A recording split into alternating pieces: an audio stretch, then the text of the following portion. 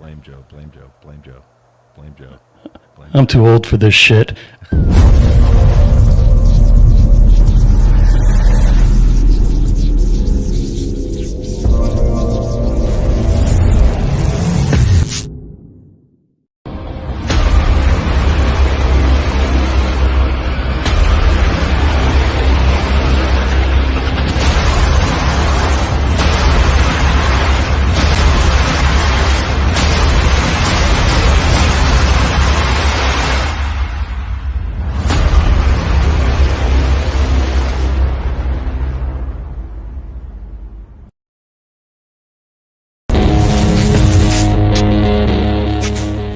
To be an indie means we buck a system that doesn't want us.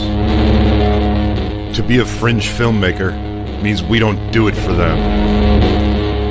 We do it for ourselves. To be an outlaw on the fringe means we'll die before we fail. Be an outlaw.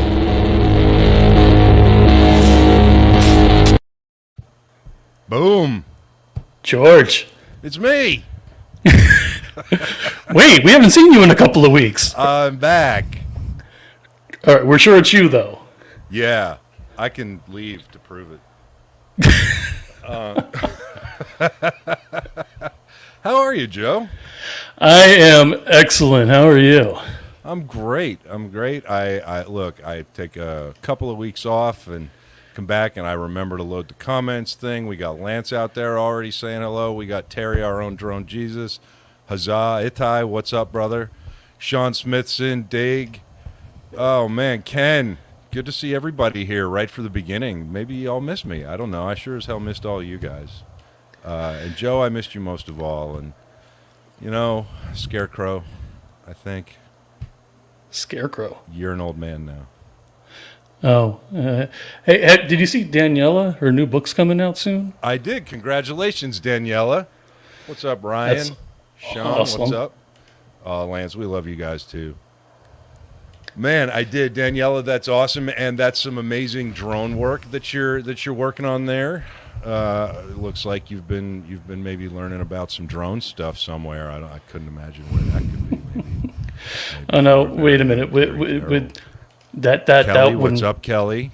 What? That wouldn't be a plug for this guy's show that just aired last night, would it? Me shamelessly plug something having to do with the Romero Pictures Heavy Metal Indie Brigade? Never.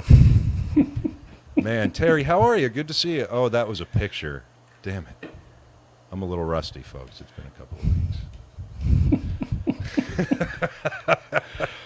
Oh, man. So, I saw Sean a second ago. Where is he? Sean. He's there. Hey, that's a There nice he shirt is. you're wearing, Joe. I was going to say, yeah, man. It's a Smithson shirt. Yeah. Look at him Smithson throwing shade. About time. Man. Creations. Yeah.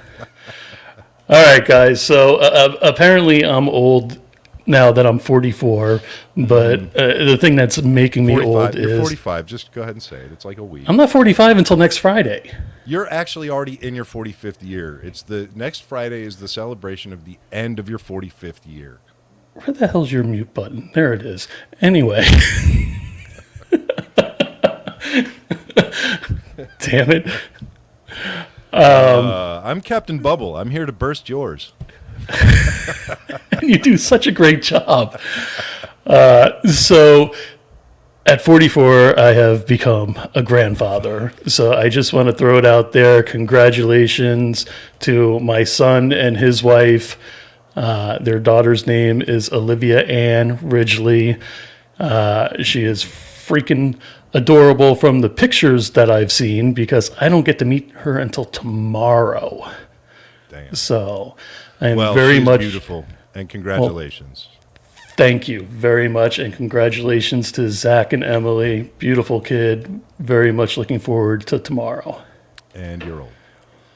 And just remember, you got a few years on me, brother. Grandpa. No, it's Pop or Pops. I reserved that ahead of time because, again, I needed a young grandfather's name, not like Grandpa or, It's going to be Grandpa.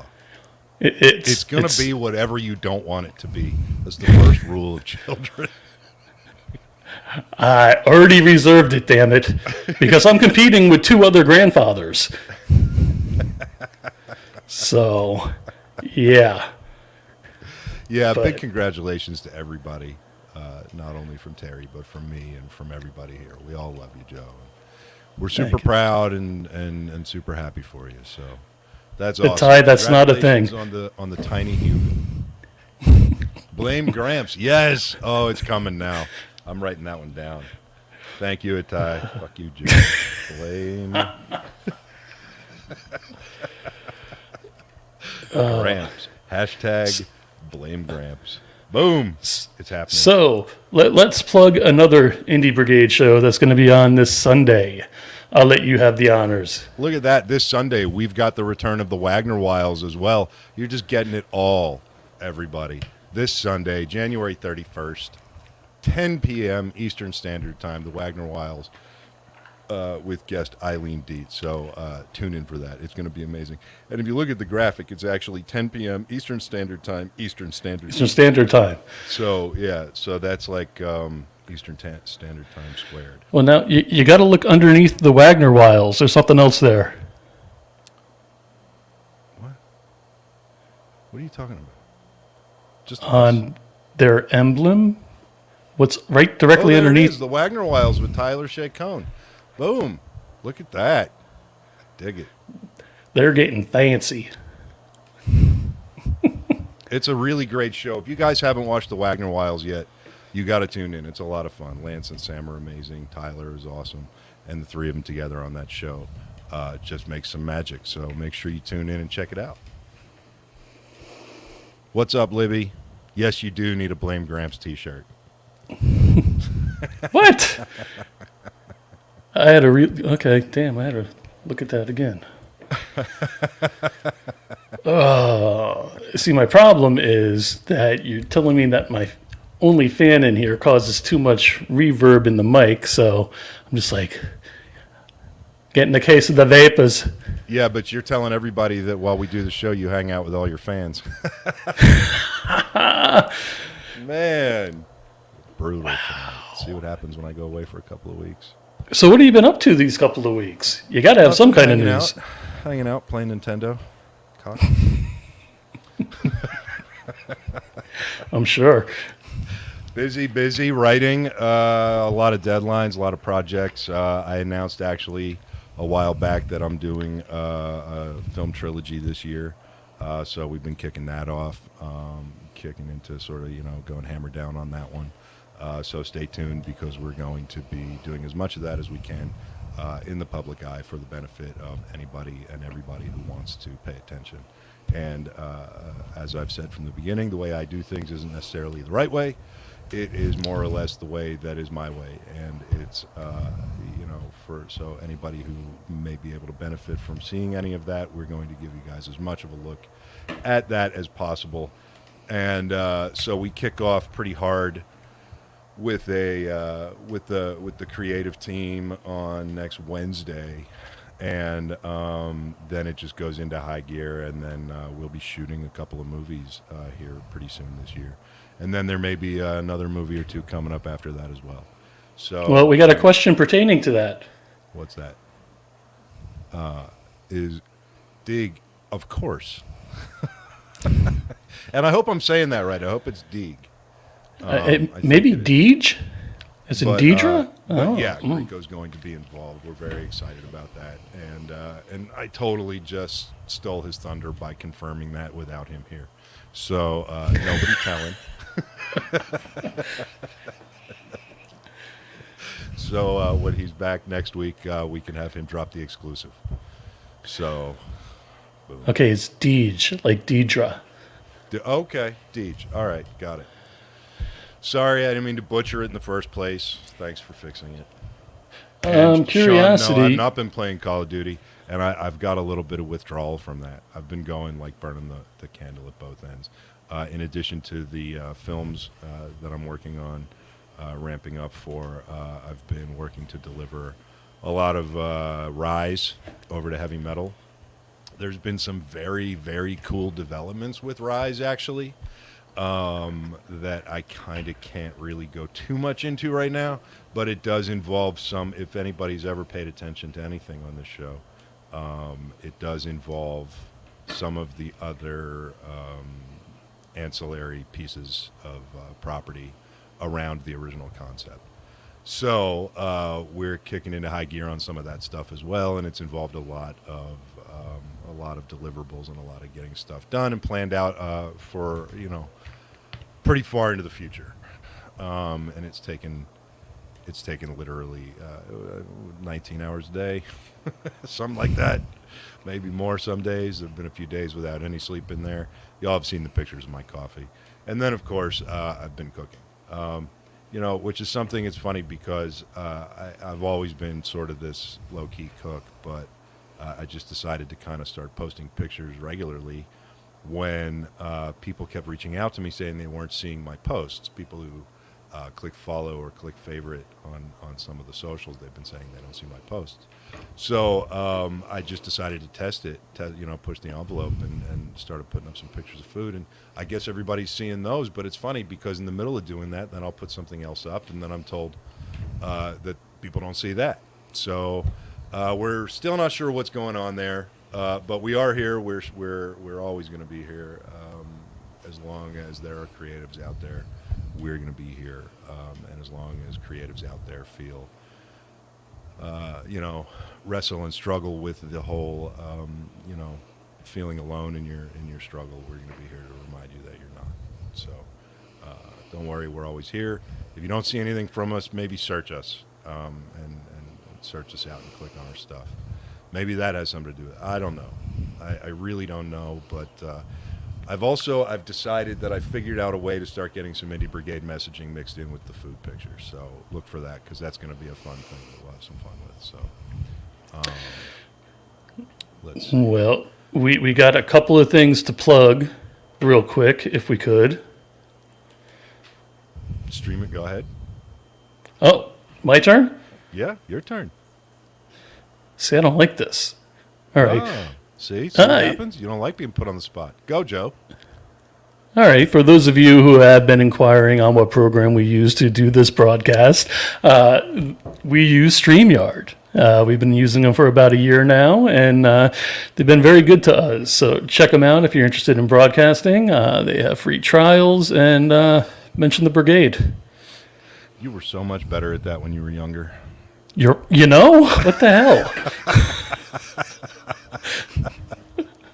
Beyond StreamYard, we've got new microphones. You'll notice Joe and I have some fancy new microphones here from Aston Microphones, which is a company out of the UK started by James Preston, who's a longtime veteran of the audio world, specifically microphone design and engineering and things like that. And I think what I love about the microphones, beyond their amazing capabilities, is the way James took a very outlaw approach to the world of microphone business and developed something that came out of the gates and blew the doors off the world. If you need a good microphone, check out Aston Mics. AstonMicrophones.com, I think, is their website. So I got a question for you. I don't recall if you could discuss it or not. Can you tell us a Germany story or no? No. In fact, I didn't even mention that it was Germany. Yeah. So thanks for fucking that up, Joe. My job is done. In completely unrelated news.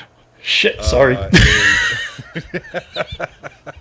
Something that I have, a work of mine has been censored in a specific country, completely unrelated to what Joe said. What I just said? Yeah, so totally different across the board. But you can look for some announcements and some interesting stuff about that, because it's really, it really is interesting. And I got to be honest with you, fuck yeah, like, because I was censored for like all the right reasons. So, boom. There you go. Let's see what else. Lauren, what's up? Lance is dead. Yeah. Lance dies like 30 times a day now. Give me 1 second. What are you doing now? Let's see. Hang on, everybody. Joe's fucking something else up.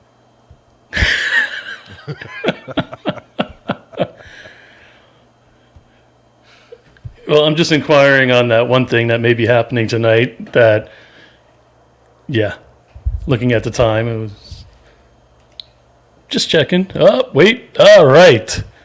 So we got somebody down in the green room who was very cool. And Why don't you just give it away? It's Jason.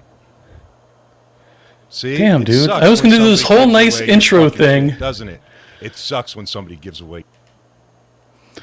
Anyway, so Jason, you're going to kill me one of these days, aren't you? You're going to kill me. I have a quick release machete in the kitchen.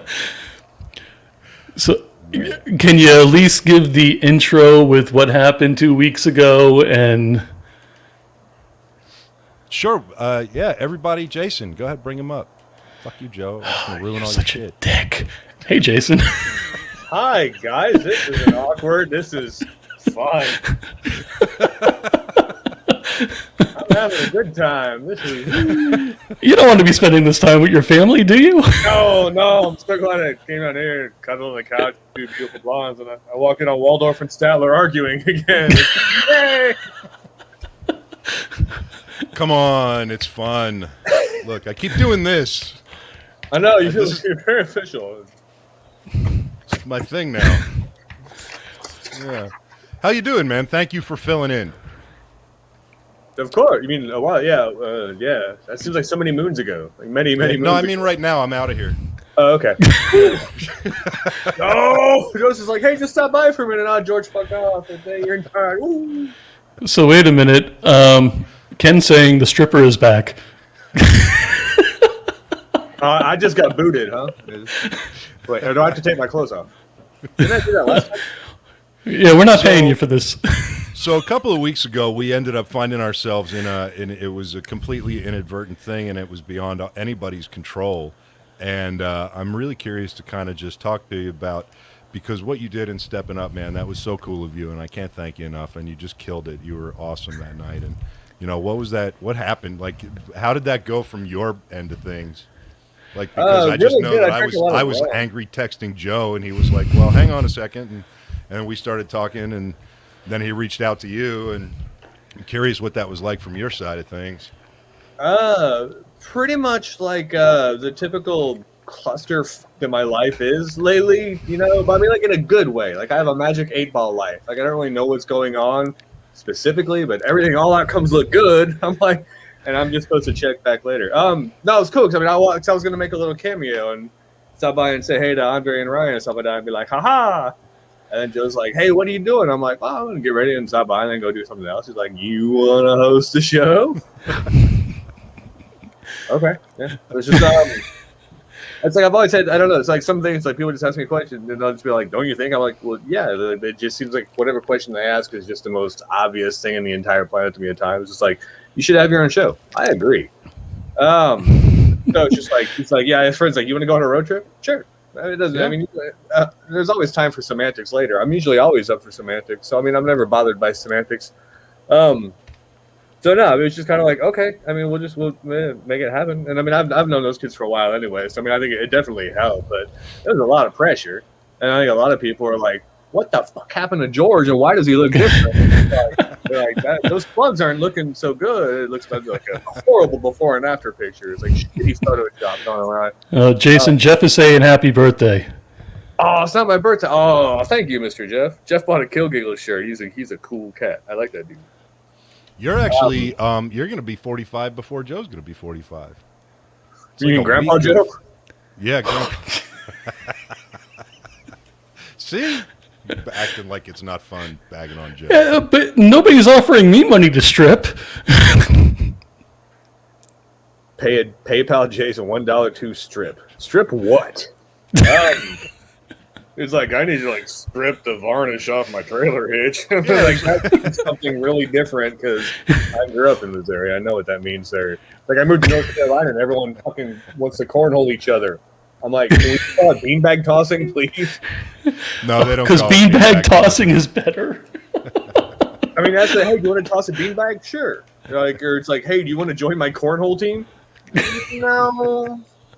Although I don't know. It's sort of like a tag team sport, really. Oh, they're going to pay me to stay clothed. Ken is saying that Jason should replace Grieco while he's out on filming. That's what's happening right now. That's so crazy, dude. I had a cameo in 21 Jump Street once. I'm just kidding, dude. I was like 6 when that book came out. I remember it, though. And like, and Fox tried to be all sneaky because Johnny Depp left and they brought Richard Grieco. And they're like, we'll put him in a bandana and no one will know the difference. You're a fucking trip, man. What do you have going on? What are you working on right now? 6-pack of Sweet Josie Brown. Nice. Yeah. No, we're you got Mad Ones. You got Mad One Films. Yes, Mad Ones Films. Still waiting on Kill Giggles to be released. It should be soon, theoretically. I think should be soon. The legal I's are being crossed and the T's are being dotted, and the lawyers are blah blah blah blah blah blah doing their whole lawyer thing. So hopefully, very very soon. You're right, sir. No one can replace Grieco. I would never. That's right. Pale shitty simulacrum with Richard Grieco. I think. Have you seen pictures of him from the set of this new movie? I wouldn't want to approach him and say, "Hey, we're going to replace you." I mean, he is. Yeah, I'd be like, "I'm the new you," and then like I'd have like 6 bullet holes in me. He'd be like, you know, like, it wouldn't end well, you know. Like Powers Booth and like Tombstone is like. Bah. Something tells me 6 bullet holes wouldn't stop you. Hey, you got a second for me to play one of those short clips of him? Yeah. Of me? Not you. Oh. The real Grieco. Okay.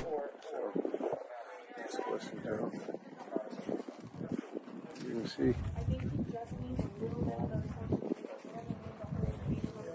A little windy today. Back me.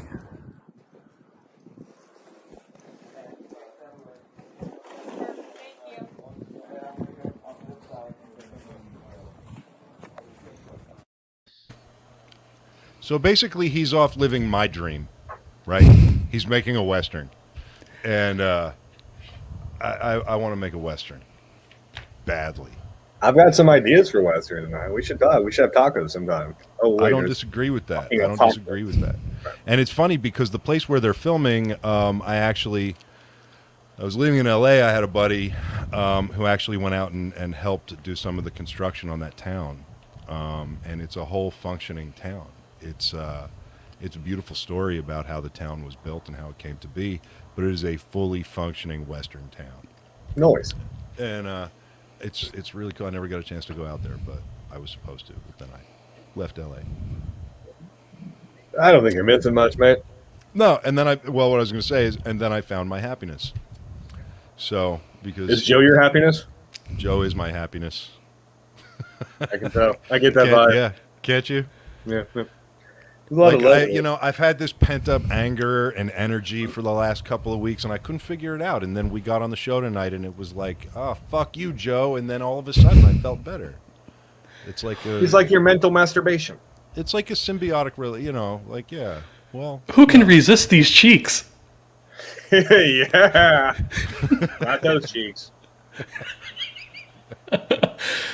Okay, I'm not touching that one with. Never mind. So, Jason, we've discussed a little bit in the past about you actually maybe coming on board with the brigade here. I just want to put you on the spot on that live. Wait for it. So, snap! Yeah. Now that we're alone, finally. Let's talk about Joe. Yeah, Deer Penthouse. I never thought it would. I guess it would be maybe like Fangor. It'd be like more Deer heavy metal. I never thought it would happen to me, but I ended up in a room with George Romero. Man. Oh, so I'm dead serious though. That's a conversation we've started in the past, and I want to finish that conversation. I want to get it going. So we do.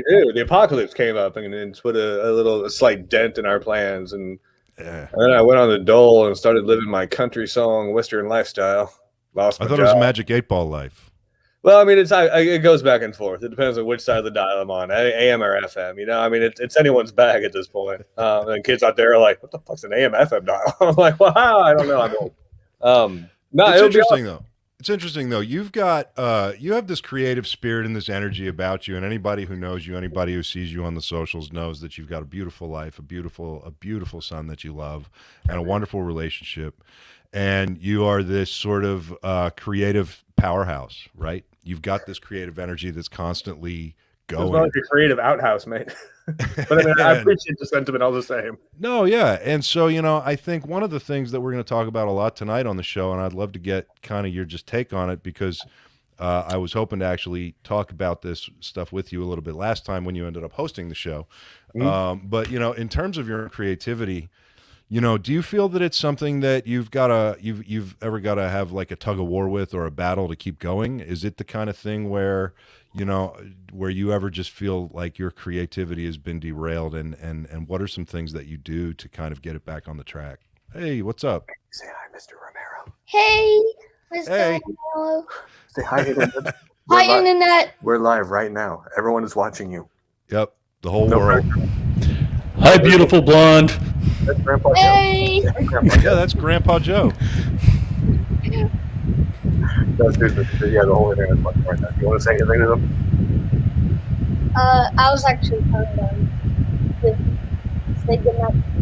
Okay. Can you give me a kiss on the Well, just so you know, we're all keeping track of your story. Your dad posts the pages of the story. We're keeping track, so you got to get it finished. The Rise of Blood Moons and Black Knights, right? You want to go? All right, I'll be up in a minute. Grab me up a little bit.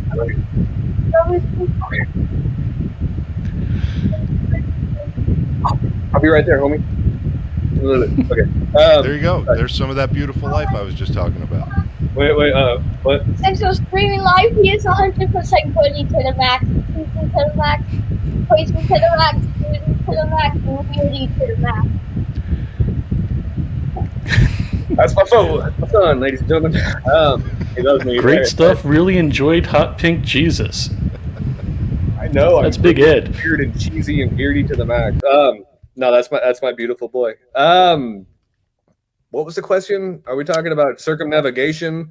Or, Talking about basically like, you get derailed, right? We all get derailed as creatives. And one of the things that happens is that a lot of times creatives will get derailed, and then we'll feel like we become, from that comes this sort of like creative isolation, which comes this emotional isolation, which then it feels like we're in this sort of shrinking brick room that's getting smaller and smaller as we're trying to punch through it with more and more energy. And, some of the things that we like to talk about here, that I like to talk about, are ways that other creatives find to kind of power through and break through that. I mean, I like to murder hobos and bury them in my backyard.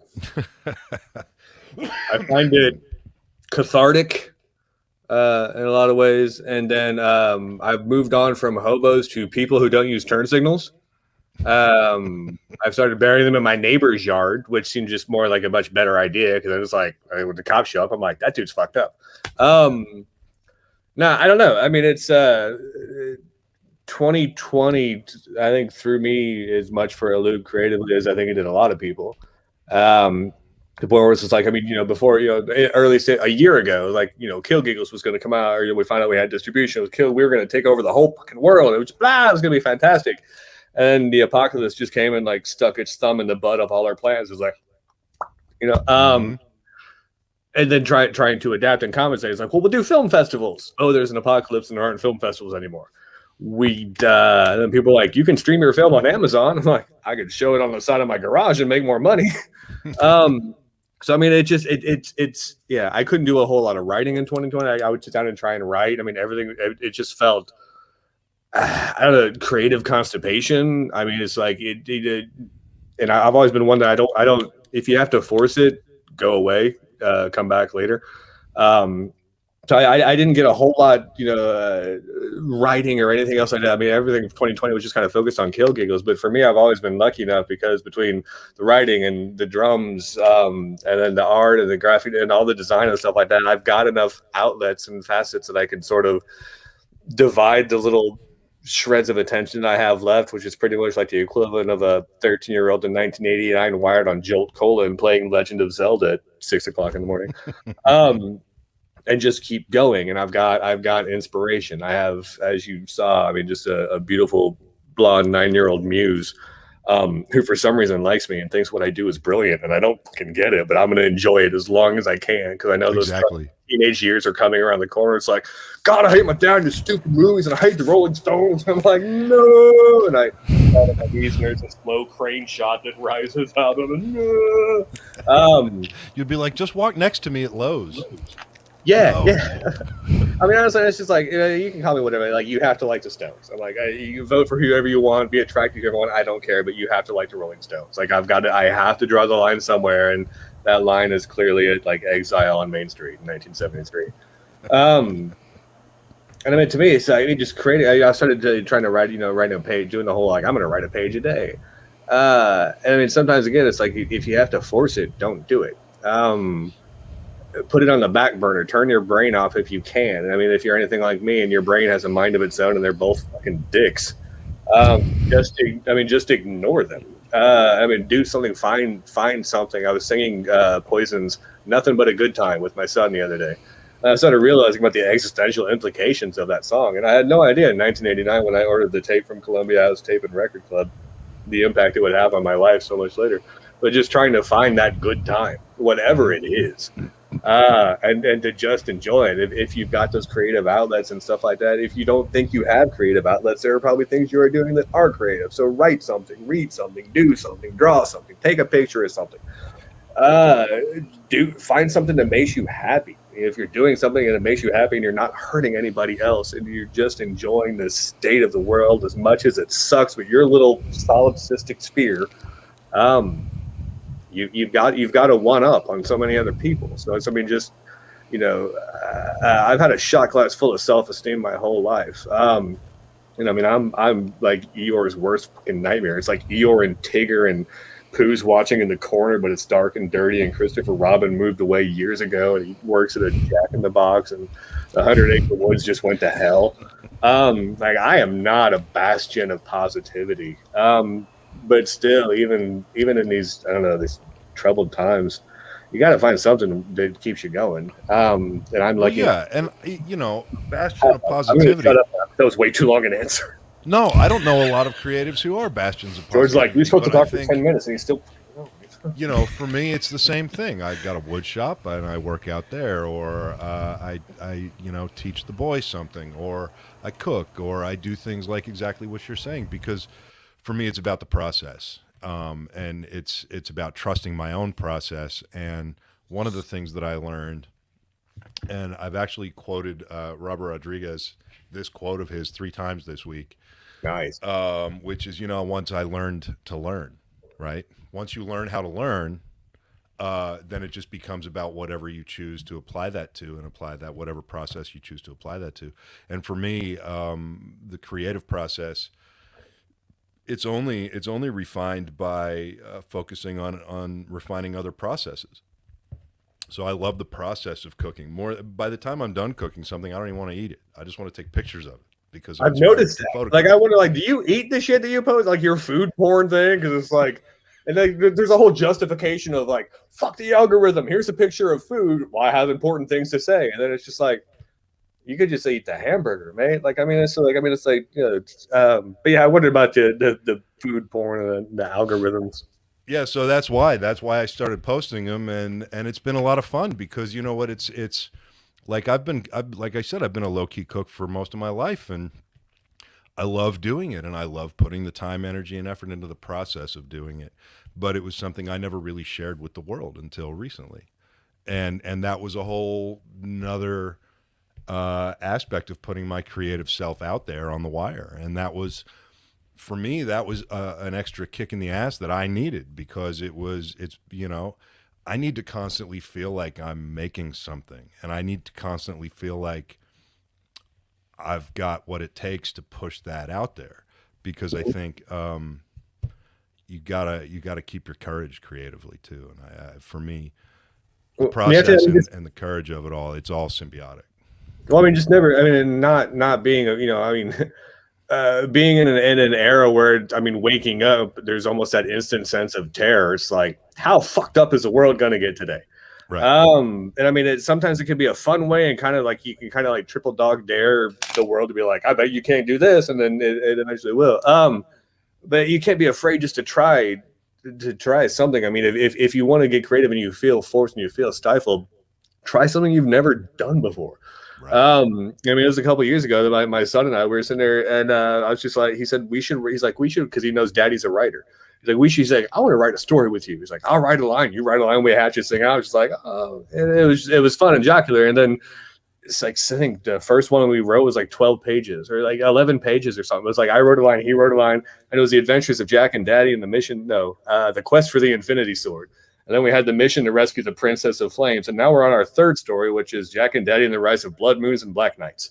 We wrote like 3 pages of brainstorming, like, and all the last story was 20 something pages. I mean, it's craziness, but to write a story with my son and to just, I think for so many people, myself included, and people I've talked to and stuff like that, you get in that filmmaker mentality or that screenwriter mentality. And it's just like, and it's not pretentiousness, it's not vanity, but you just sort of, you've got to write something that's like you've got to blow all the people away because you're trying to outdo what's been done. And in this era, it's impossible to do. There were 3 original fucking ideas, and they were all used up by like 1956. And all we're doing right now is trying to find some way to flip the perspective a degree, 2 degrees, somewhere around like that, to do something a little bit different, and trying to feel like you have to write the next fucking, and I want to use all these examples, but then like half the examples I was going to use like involves your family lineage, and then it's just because like I'm kissing your ass, and then I'm going to go ahead and send you my screenplay later because I really want you to read that. But you don't have to make a masterpiece. You just have to make something. And once you make something, no one can ever unmake that. No one can ever take that away from you. Even your first draft is gonna fucking suck.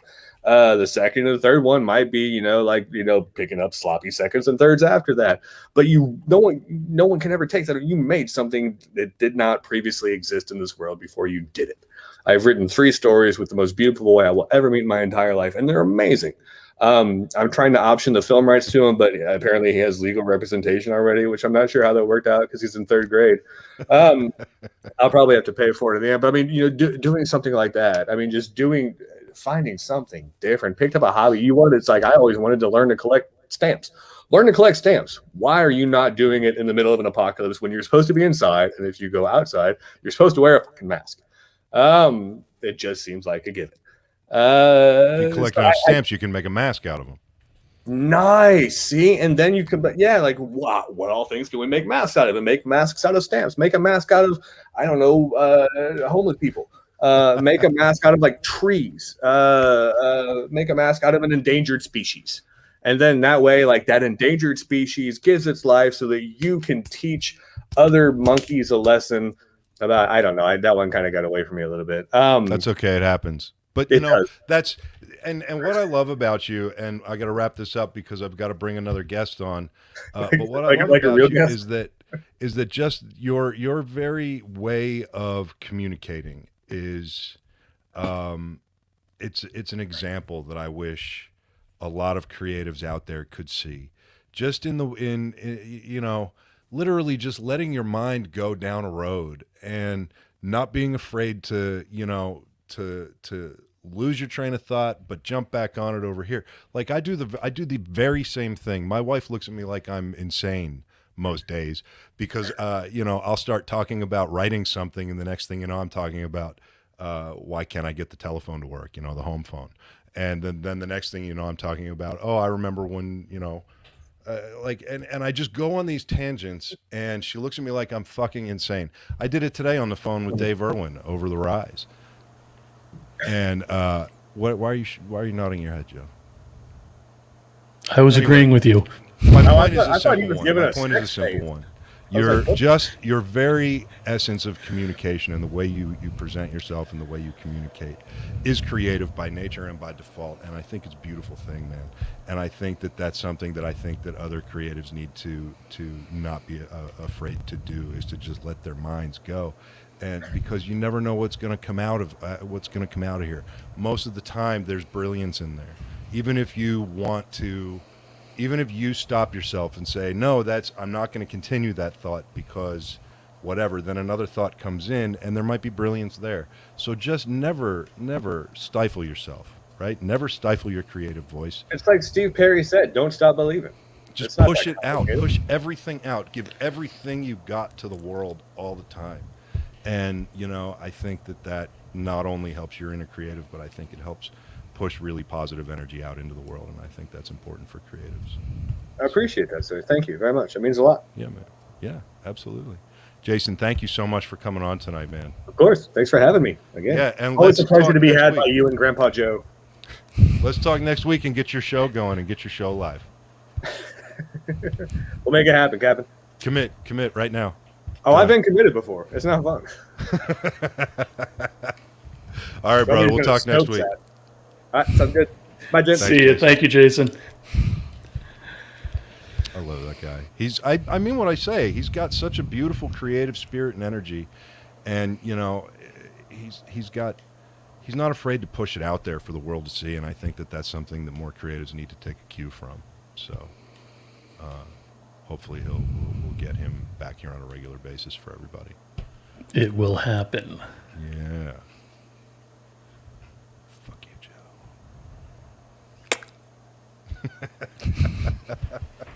Joe. Is Geoff here? He is. Geoff, I'm sorry we ran over a couple of minutes. Thank you for your patience. I'm going to say that before you come on the screen so you're captive and have to hear it. Outlaws, members of the Indie Brigade. This is one of those moments that I'm very excited about. This is one of the, just like all the other legends who come on the Indie Brigade, we've got another legend tonight. We've got the amazing Geoff Boucher coming on tonight. He is the man who has interviewed more people than I can even probably count or recount. Like I had to write down a whole list of them. He's interviewed everybody from Mobius to Leonard Nimoy and Ridley Scott and Bruce Springsteen and Mel Gibson and Clint Eastwood and Christopher Nolan and George C. Romero. And it's the only time my name will ever be said in that company, so I had to do it. So I had the pleasure and the honor of doing his show yesterday. We've just recently met not long ago through Dan Fogler and Fogler Fictions, and we are becoming very fast friends, and it is an honor to introduce and welcome Geoff Boucher to the show tonight. So if he's down there. Hey guys. Geoff. Hey, how you doing? Hello. Good. How you doing, man? I'm doing well. What a very generous introduction. That's really nice. Thanks, man. Well, it's not often you get to talk to legends, and it's a big deal. So, and it's tricky because you were literally like the god of interviews, and and this isn't really an interview show. This is more of just a talking show. But I think that's where you and I have hit it off, is that we've had some really great conversations. Some of them recorded, some of them not, and I'm just really excited because. Geez, you were at the LA Times for 21 years, right? Yeah. Entertainment Weekly, Deadline. Yeah. I mean, you're a monster in this world. And, I have some questions that I do want to ask you, but beyond those questions, the first and most important thing is first you've got your podcast Mindspace with Heavy Metal, right? That's right. So anyway, let me just introduce you to the Indie Brigade. We're a ragtag bunch of fucking outlaws out here on the fringe of the independent world, and we're constantly working and making. So everybody meet Geoff. Geoff, this is all the outlaws. Welcome to it. Welcome to the brigade. It's and nice maybe you could just kind of tell everybody a little bit about Mindspace and what's going on and what you're doing these days. Sure. Yeah, and thanks very much. Yeah, so I'm doing this podcast now called Mindspace, and it's through Heavy Metal, which seems to be responsible for a lot of really good things right now, which is great to see. It's good for the universe, the multiverse, anyverse, chapter and verse. And Mindspace is a very sort of kind of Rod Serling kind of title. It's not that interesting. Well, no, it's good, but it's just not that creepy. It's not eerie, but it's just me talking to people. And we've had some really fantastic guests, yourself included. Had Malcolm McDowell on talking about the 50th anniversary of Clockwork Orange. Recently, we had Wayne Coyne from Flaming Lips with their great new album. We had the guys from Mastodon. We've had, just a real range of people. Mark Guggenheim from TV does the Arrow show. We had Liam Sharp, the great comic book artist that people adore. We had Mike Mignola, the creator of Hellboy, who does like one podcast every 3,000 years. And you have to have a live offering, actually, to have them show up. And so, and that's expensive. So we spare no expense on this show. And hopefully if the authorities don't get wind of that. No, it's fine. We won't tell. Good. But yeah, and it's, it's part of this. I'm also writing a book right now. I'm doing a Hollywood. Which I want to get into. This is your first foray into fiction. I'm doing a graphic novel, in my first foray into fiction, and then I'm also doing a nonfiction book for St. Martin's Press to pay the bills as well. So trying to do a bunch of different things, but yeah, going into fiction, it's and I fear change and lash out against it. So it's not been easy for me. After, I got my first story published. Well, the very first thing I ever published was in 8th grade in the Pembroke Pines, Florida paw print newspaper. 8th grade. It was a story with my photo holding my 2 prized possessions at the time, which were an X-Men #1 and a giant size X-Men #2. And I was in the 8th grade and had the haircut to prove it. And the headline was "How to Collect Comic Books" by Geoff Boucher. And but there was apparently, how you can have invisible ink, you can have messages hidden. Apparently what was hidden in this headline is girls just go the other way. Because that's what that story did, for years and years, because comic books weren't cool in the Reagan years. Nobody was digging in comics. Yeah. So, but anyway, that was my first story, and then and here I am all these years later. But the podcast is a lot of fun, and it was very nice having you on. And I really like the way that you talk about creativity. It's one of my favorite things to talk about. And it's funny is in Hollywood, it's not a common topic. No, it's not. No, it used to be. I remember when it was. Mm-hmm. Well, and I'm sure you do too. I remember sitting in rooms with creatives who would throw ideas out and say, "Well, I'm stuck on this idea. I'm stuck on that idea," and 3 people would say, "Well, what if you did this and that and that?" And at the end of the day, somebody would leave the room with their brick wall crumbled, and they would go and do, and nobody ever accused anybody of stealing anything. It was a community. It was a sense of community, which we discussed as well. So yeah.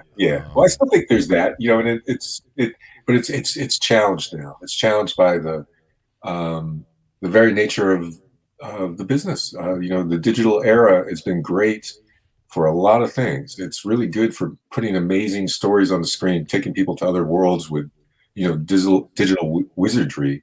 It's great for communication and for all the technology that it brings to bear on all the problems of the day, but it's not great for creative people. It's not great.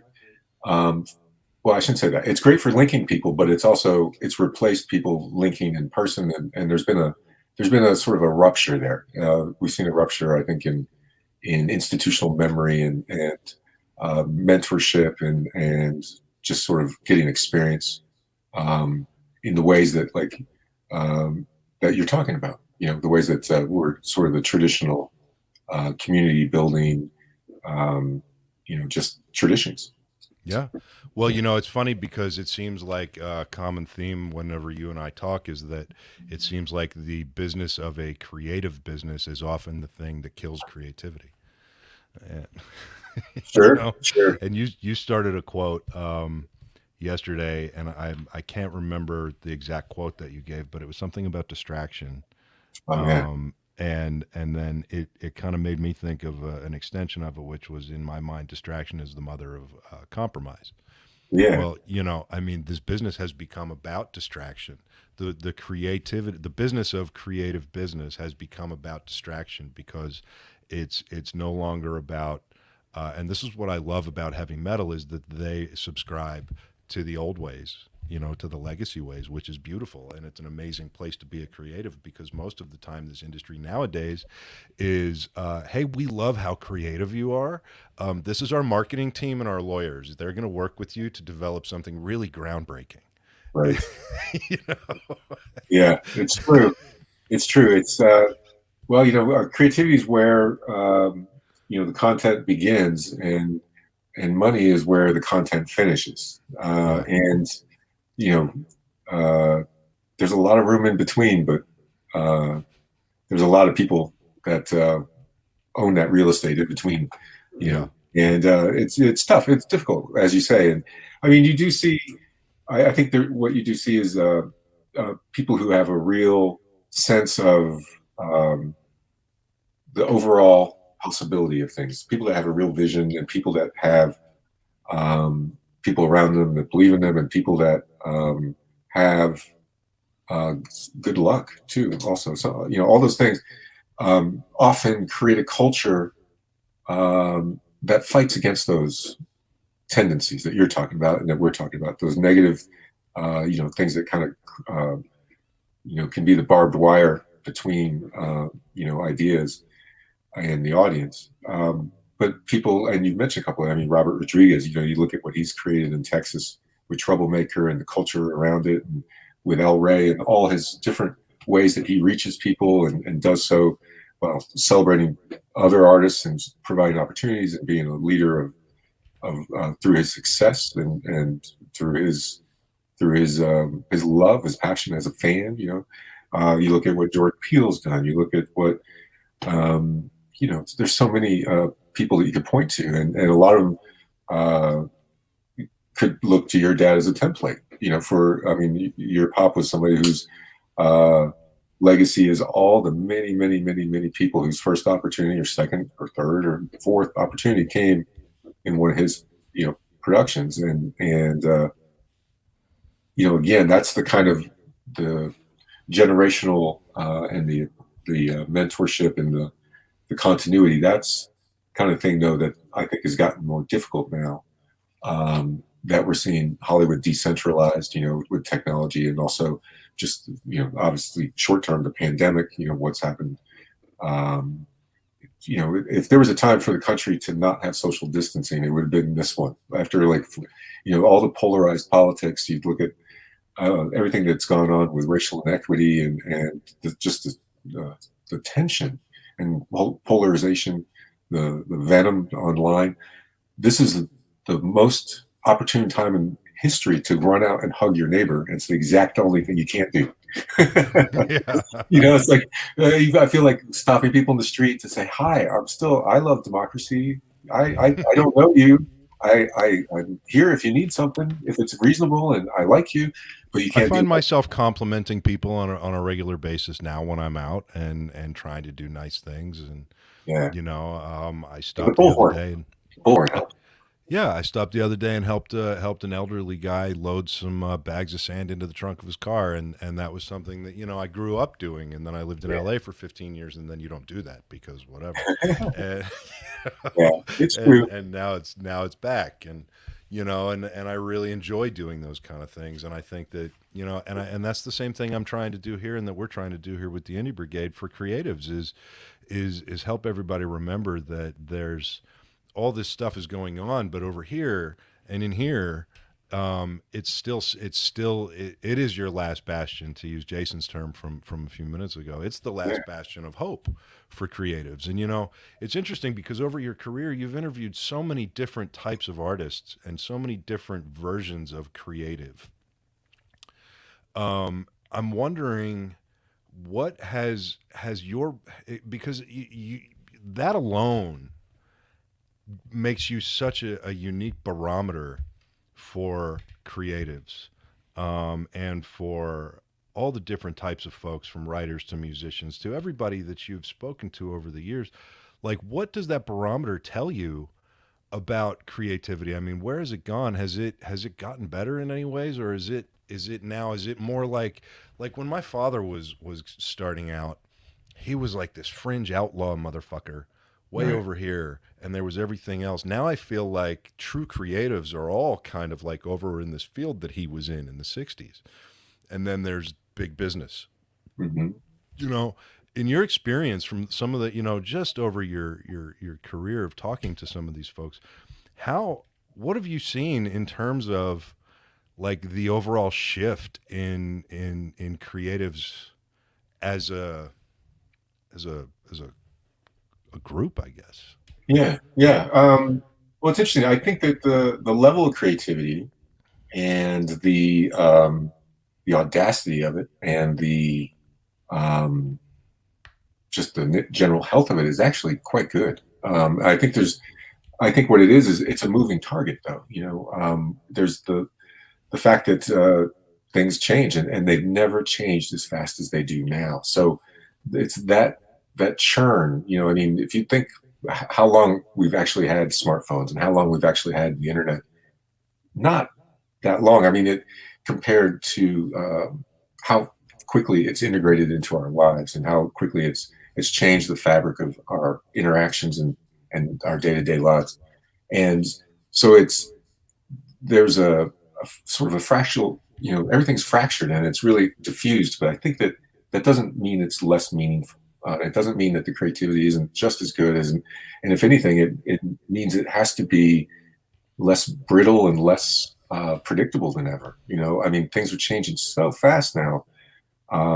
And like, for instance, like when I was growing up in the 70s, you could look back now and it's amazing how a relatively few number of individuals had an incredible amount of power over our view of the world that we live in. And I don't just mean the corporate people. I like to think of it this way. America would wake up and on its breakfast table, everybody would read Charles Schulz, like the Peanuts. I mean, it didn't matter. It sort of crossed over almost everything. And at its peak, that cartoon strip ran in it's ridiculous. It was like 28,000 newspapers. It had like a daily audience that was off the chart. To me, it's like he owned the morning, and Walter Cronkite owned dinner, and Carson owned, the bedroom. So it's like morning, night, and after hours. But think of late night now. You don't have one person. I mean, but Carson was the guy. I mean, Right. he could, for such a long time. There's so many options now, and also we've seen, instead of push, which the networks would do, we have pull. People can pick what they watch when they want to watch it. So you have Netflix, and that diffuses sort of the national communal moments. If you think back to the final episode of MASH, or Who Shot JR, or Dallas, or these different, the last episode of Seinfeld, you had these gathering points. Super Bowl is one of the few ones that we have left where you can what people are doing at the same time, and they're having a communal moment, and that just doesn't happen very often anymore. Everything's on the shelf. But to me, that there's an inspiring aspect to that too, is that if something has a long tail, as they say, like it'll be watched for much longer period of time, and have sort of a slow rollout to a long, wide audience. That also means things have to be maybe done with a little more permanence in mind, or with a little more quality. Maybe that'll take us away eventually from the sort of hot take culture that is, pretty good for keeping people on their phones, and pretty good if you want to doom scroll and just kind of go from one thing to the next, but really doesn't have like meaningful impact on people's lives except for the collected sourness of it. I think that the culture we consume affects us in our tones as we live. I don't think watching something violent is going to make you commit violence, but I think if you watch something that's cynical all the time, it sure affects your outlook. I know that. Well, sure, and you brought up a lot of really good example points too, because I grew up in the '70s as well, and I remember the same thing. I remember the Peanuts, I remember Walter Cronkite, and I remember Carson, right? Yeah. And I was a little kid in the '70s, so on the days that I got to stay up and watch Carson, I felt like I was getting a window into a world that I wasn't otherwise allowed to see, Yeah. right? And there was something that went with that, and so if as a young kid the next day I'm talking about Carson with my friends after school, then the parents of those friends are looking at me and judging my mother. What kind of mother is going to let their son stay up and watch Carson? Right. And there was this almost not a stigma, but there was this kind of like, it gave you like a street cred among your friends. It was taboo. And it kind of helped to put you consciously, well, probably subconsciously, but it helped to put you in that kind of fringe. It helped to keep you there because you found that not only were you allowed to participate in that world, for instance, like the world of Johnny Carson, that it led to you understanding it at an earlier age. And it led to you really truly enjoying your participation in the Johnny Carson late at night with your mom on the back porch when it's raining, right? Yeah. And I think that all of those things help to form a generation of folks like us, right? Absolutely. And I feel like it's I'm not sure what the equivalent of that is today. Well, that's the thing. It's spread out over a million things, and so it's harder to have that one. Now instead of an Elvis, like think like from the point of Elvis to MTV, you had where there's one guy represents all that, and then now there's this whole mosaic of things that represent it. Everything gets like that now. Sort of, it's just the clutter of it. It used to be, you had 3 channels on TV and then some local ones, like 3 national networks. Now, when's the last time you watched network TV? For a lot of people, it's not very often. For other people, it's every single day. And that alone, that's what I'm talking about, is that as far as the shared moments, is you're getting people that have completely different experiences. Everybody knew, if you said, I heard a great joke last night. It was so hot. How hot was it? Everybody knows what you were watching in the '70s, because there's only one thing to watch late at night, and there's only one guy that tells that joke. And you didn't even have to say it was Carson. Now you can watch, Jimmy Kimmel or Fallon or Colbert, and you can watch it on YouTube a week later, and you don't even know if it's new. And so just that, that churn. It's not bad. To me, it's different. It's just as different as if you went back and 100 years and looked at the way people were consuming their entertainment. It's very, very different. Well, that brings me, I guess, to the question of, because you're now getting into your first, like we touched on, your first foray into fiction. And, you're now experiencing, from a very personal side of things, the other side of the coin, right? Like this is now going to be the other side of the coin of writing for you. I mean, I'm sure that you've written other creative things, whether they just be for yourself or whatever, but I mean, you're really undertaking this now. You're going into a world that influenced you to get into the world that you've spent so much time in. Yeah. What's that like for you to visit the other side of the coin? How do you what have you done to kind of get yourself ready, get your creativity ready for it? And how do you see yourself going into that world, coming from the world that you have come from? And then I've got a follow-up question, which is basic, which we'll get to. It's unsettling. It's different. It's exciting, and it runs hot and cold. What I'm finding is that when I was a young writer, I started at the LA Times when I was 21. And I had worked at my school paper and done some good things, but it was that's a big deal. Like being dropped in that newsroom at 21, and the first day I went to work, I got in early because first day, that's what you do, right? Like so supposed to be there at 9. I walked in at 7, and there was one person in the newsroom, and he's I didn't know who he was, but I could tell by his face he wasn't a kind person. And then I could tell by what he said to me that I was right. And he said, do you work here? And I said, yes, ish, kind of. I didn't say ish because that wasn't a thing yet. I said, yes. And he said, notebooks, pens. And he points to the cabinet.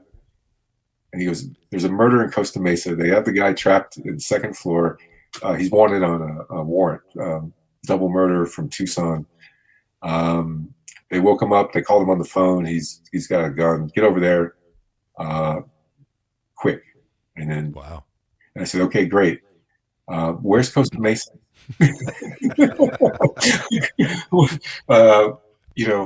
Okay. Like, I'm from Florida. I just got here. Like, I don't know anything about anything. So, and that was my first day. And I got back to the office, and that guy was gone by the time I got back. And I couldn't find anybody that knew what I was talking about or what I was supposed to be doing. It was fun. So to everyone else, you were just late. Yeah. I'm the guy that's late and trying to cover it up by making up some bullshit story. And I said, no, I swear he was here. What was his name? I didn't ask because he was me. I don't know. And then finally, I turned the story in, and the guy, John Spanos, not that we won't mention names, John Spano. He drove from Malibu to Costa Mesa like every day, or Malibu to Orange County every day, and still, of course, he was an angry man. Oh yeah. He had told me to get a lot of vivid detail, So I came back and I wrote the story, like, with peering between the shades of the window, he saw the SWAT team assembled outside, and the voice on the phone, that kind of stuff.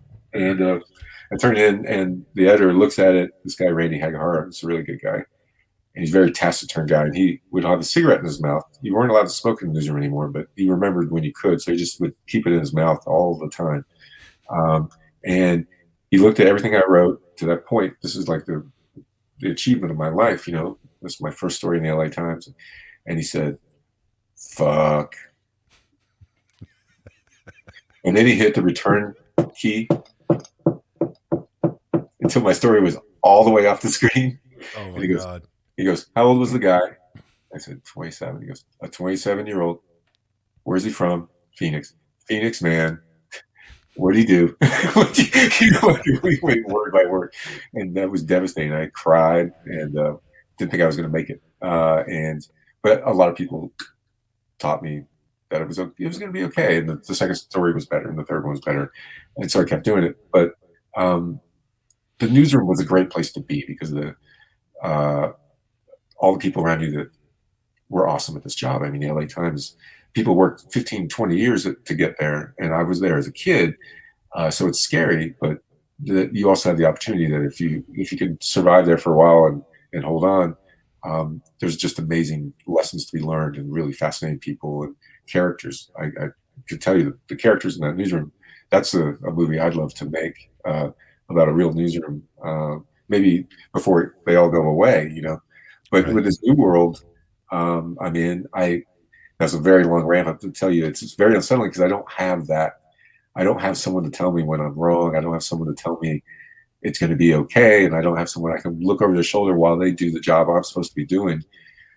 I'm kind of freeform, and I don't like it because I feel like what I used to do as a young guy is I would walk around the newsroom. I wouldn't really write stories. I'd audition them. I'd write a couple paragraphs and I'd go over, read some, and they go, no. And then I'd change it and then walk to somebody else and, what do you think? Oh, that's good. And then I'd keep that and then keep going until the story was done. Now I look around and there's nobody here. It's just me. So it's kind of difficult.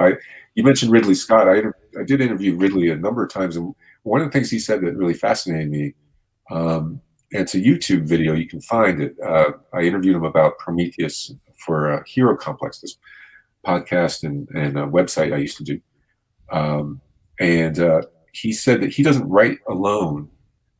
I asked him about writing. He says, I don't write anymore, not alone. And I'm not brave enough to go in that room.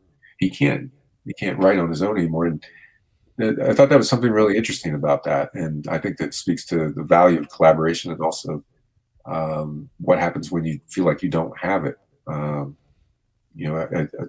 He kind of felt like he had lost some of his kind of assurance that he knew what the next best thing was as far as words. Like he didn't really feel like he had that. So that's just kind of an interesting thing. Yeah, I watched that actually, and that's a sad take on it. I mean, but I think that we all go through that. I think, I've been through that. I've been through that sort of. I don't want to call it a phase because it's not a phase. It's a never-ending struggle between different versions of hell.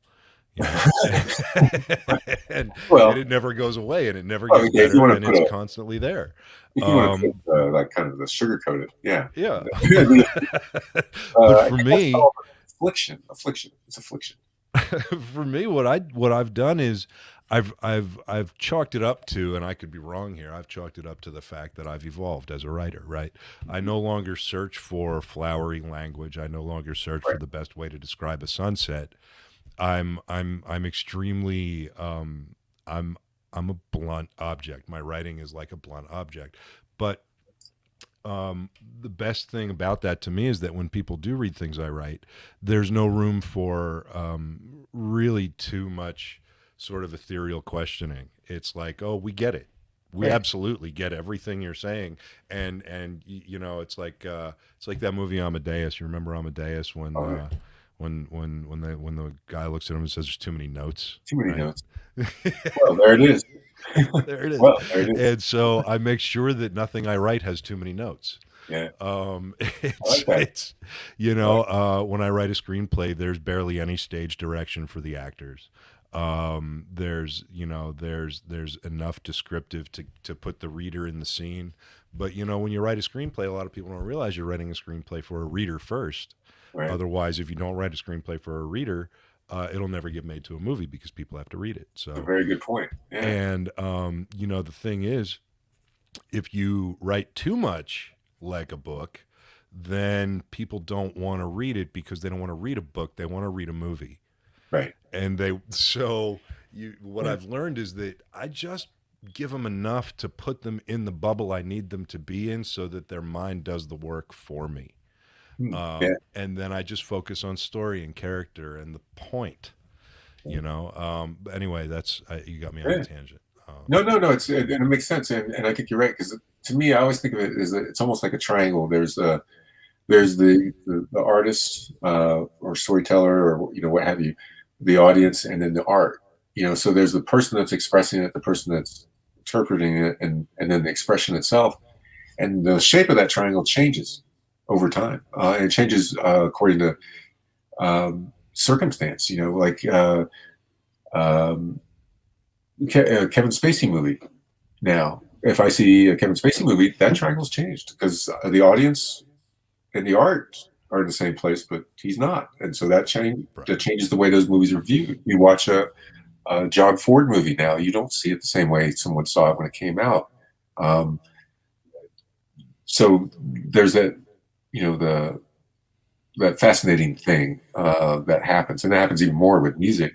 Like over the years, you mentioned some of the people I interviewed, and Springsteen, and I get to spend a couple days with Bruce in rehearsals in Jersey. I'll just let that hang in the air for a second because that's cool. But and guys like that, or like Trent Reznor,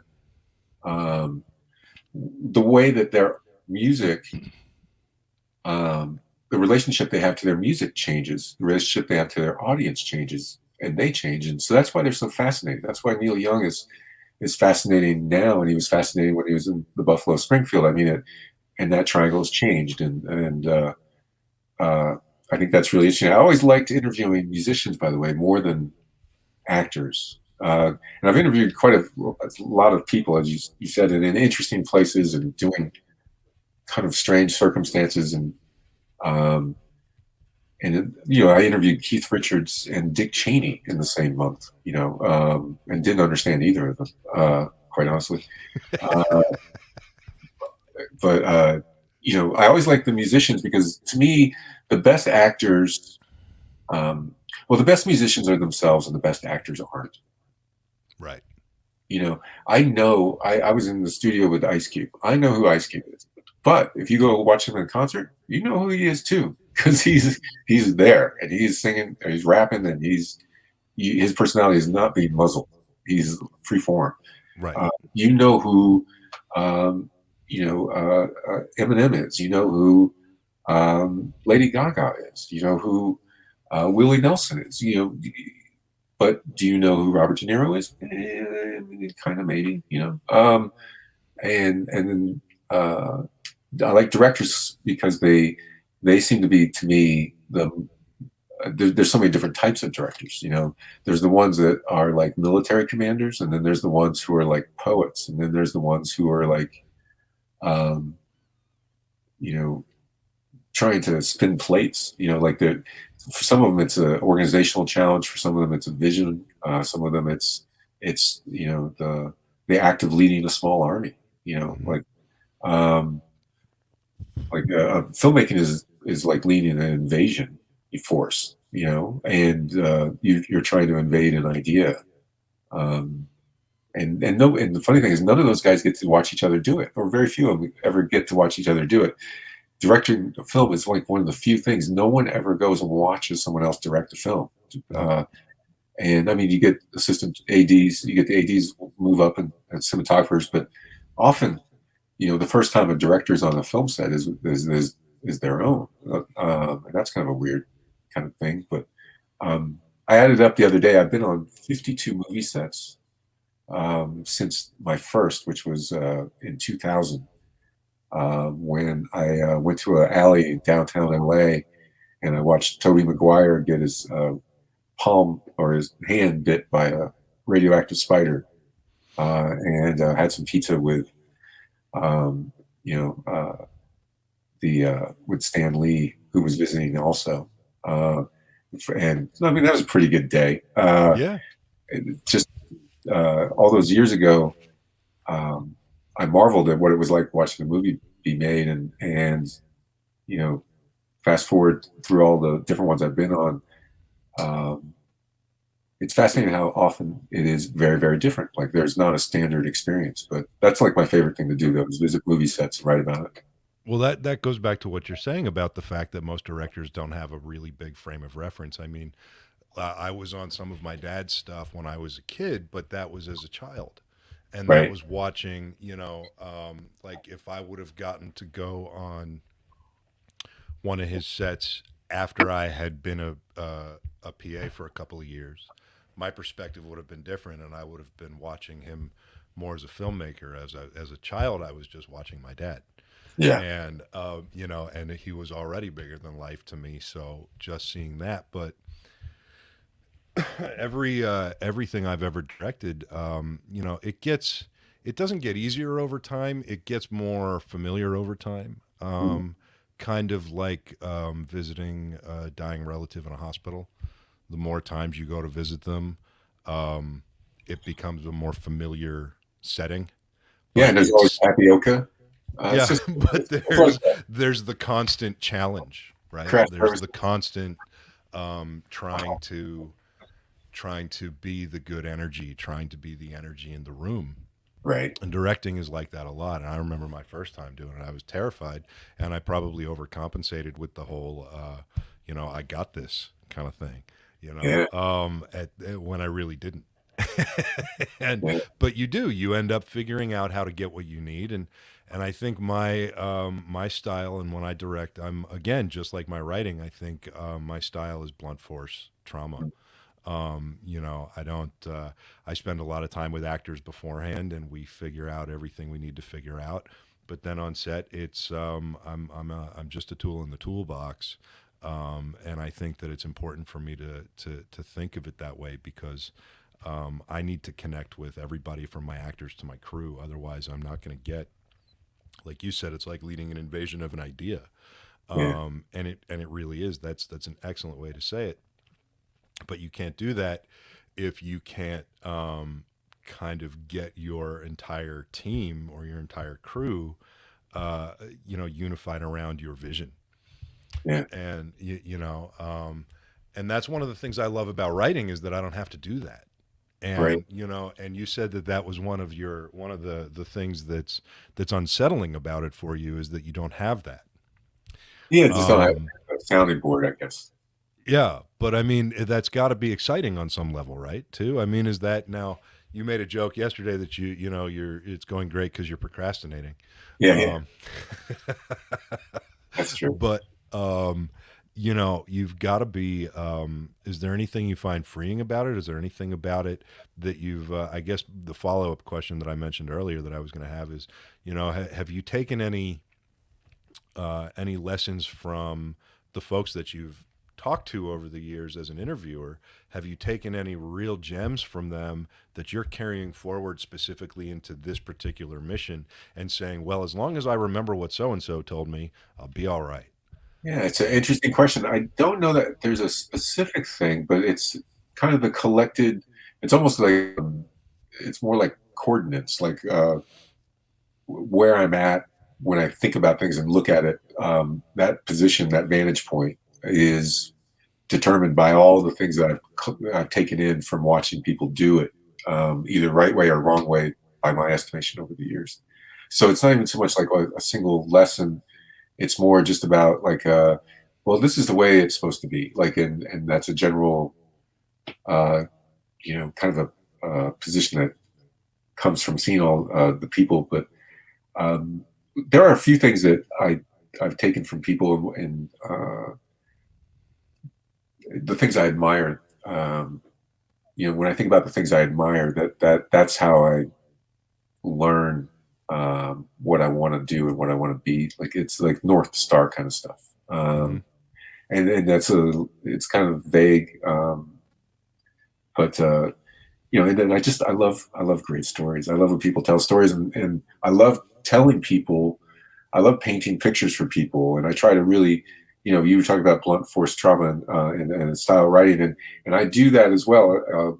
I could tell you about the biggest lesson I think I learned in writing, but it wasn't when I was interviewing creative people. It was when in the early days of my career, at times I was a crime reporter.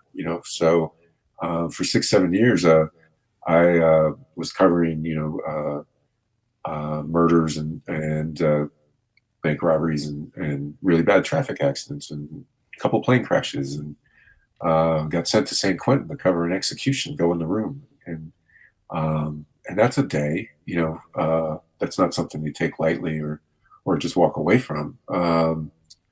But I learned something really valuable about writing at that time. There was a story I came across. I was at a crack house on a Tuesday in Old Santa Ana. Come on. That's the beginning of a good story, right? So I was at this crack house, and it was a Tuesday, and it was in Old Santa Ana, and there was like 5 cops kicking in a door, and inside was a guy that was going to get served with a murder warrant, and I was hiding behind a tree, and I had my my notebook and my press pass, both of which I was assured are bulletproof, and I was taking due care while jotting down important notes, like, oh man, I hope I get out of this. No, I didn't write that down. But it's one of the cops going through the door. In fact, the lead was an officer who I didn't know, a female officer, and she had a gang tattoo on her wrist.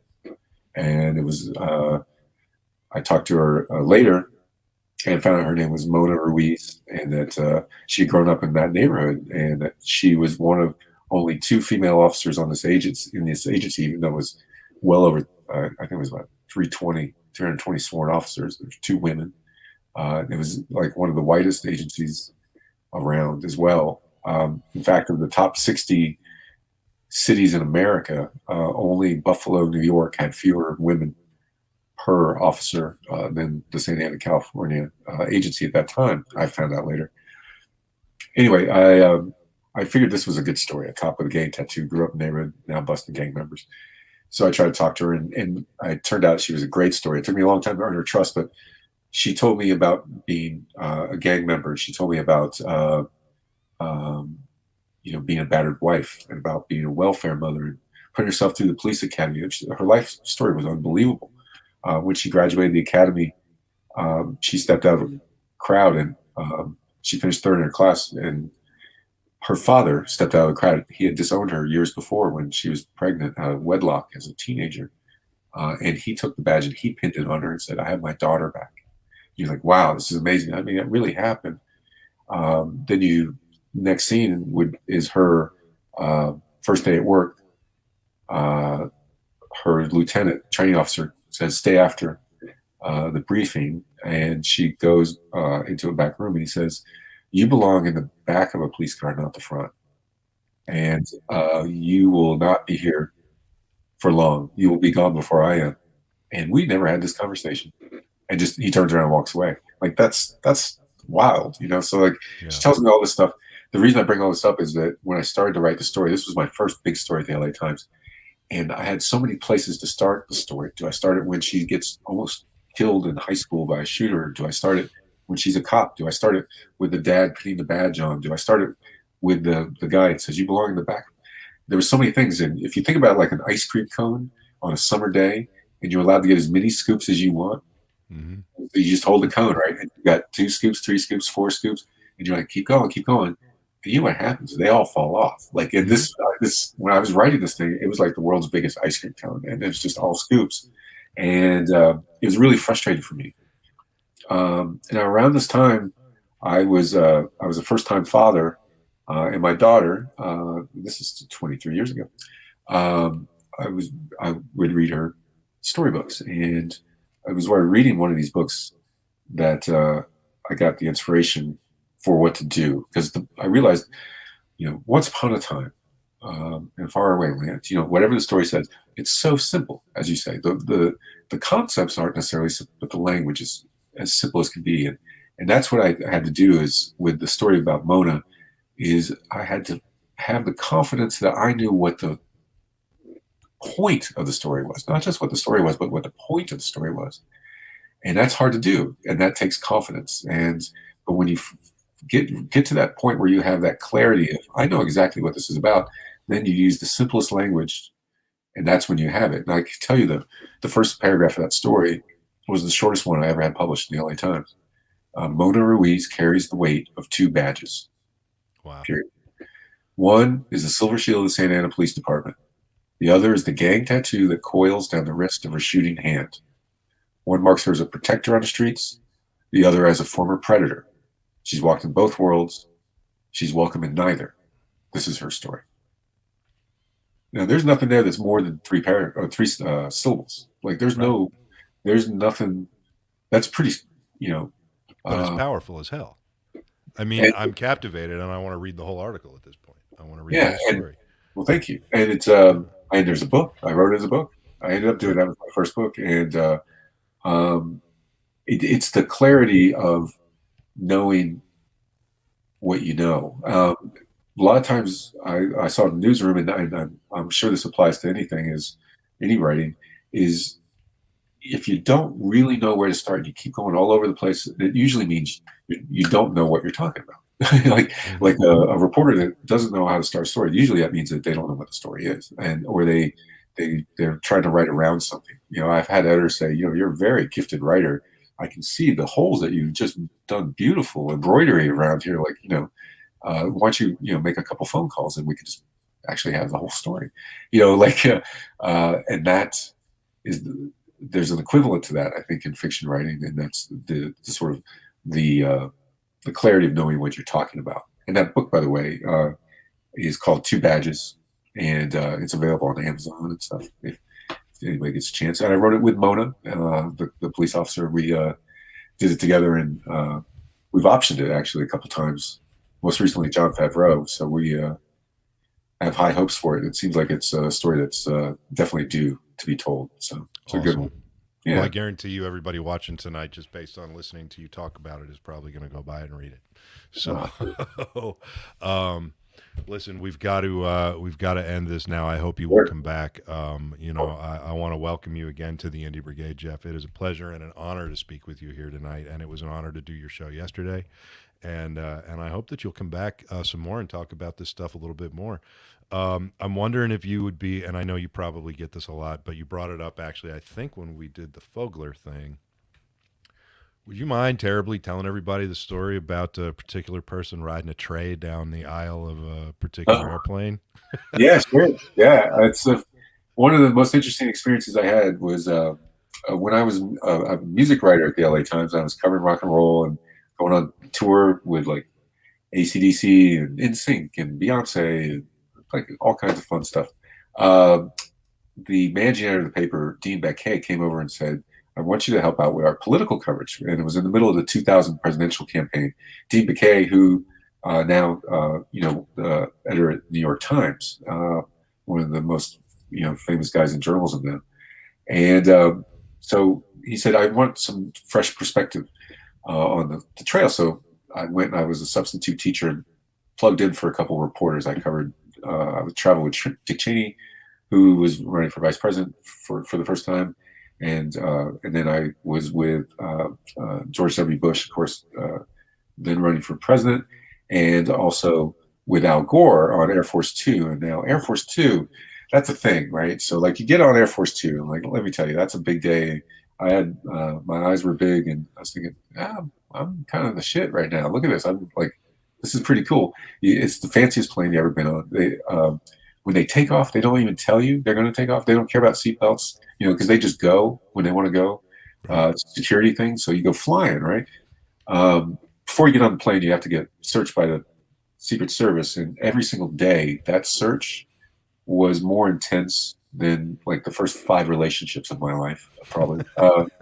I really felt like the guy should buy me dinner or something, maybe a nice corsage. I don't know. But you get on a plane and they have movies that are in the theater at that time. I remember watching A Beautiful Mind at my seat while eating this lamb dinner and drinking wine and thinking, this is really great. Like, I should be vice president. But the first day on the plane, the takeoff, there's a tradition, and I would do this later, but on the day that I was on the plane for the first time, someone was standing on a metal tray. You think about the flat silver tray that you might have on a plane, and on takeoff, because it's such a steep takeoff for security reasons. If you are standing at the front of the aisle and there are no, apparently, people to tell you not to do this, you go flying to the back of the plane in a fashion that might best be called human projectile. And when I got on the plane that first day, Al Gore went whizzing by my ear at about 32 miles per hour, or 32 feet per second, and with his tie flapping. And I remember thinking, if he let somebody show the voters that, he might have won that thing. That made him so much more interesting to me than he would otherwise be rendered. So the former vice president should consider doing that more often. Thank you so much for sharing that. I just love the visual and your description of Al Gore tray surfing Air Force Two on takeoff. That's just amazing. That has to end up in a movie. Geoff, thank you so very much for coming on tonight. This has been a true pleasure and a privilege, and I hope you come back again. My pleasure. We'll do it again. All right, man. Cheers. Hey, Joe, I blame you. Oh, wait a minute. I'm sorry. I cut you off early. What was that? BlameJoe, right? Isn't that a thing? Yeah. Well, now it's Blame Gramps. Oh, it's changed. I'm sorry. Yeah. He's trying to be cool. I was actually starting to like Geoff. But that's I disappoint everybody in the end, man. So thank you, Geoff. Cheers, man. man. Thanks for this. See ya. Thanks, man. Take care. I got trigger happy. That's because you were picturing Al Gore tray surfing Air Force Two on takeoff. Right?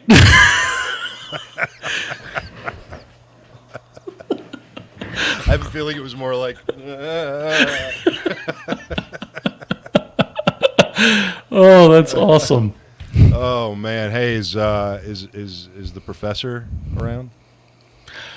There's a guy that looks like him.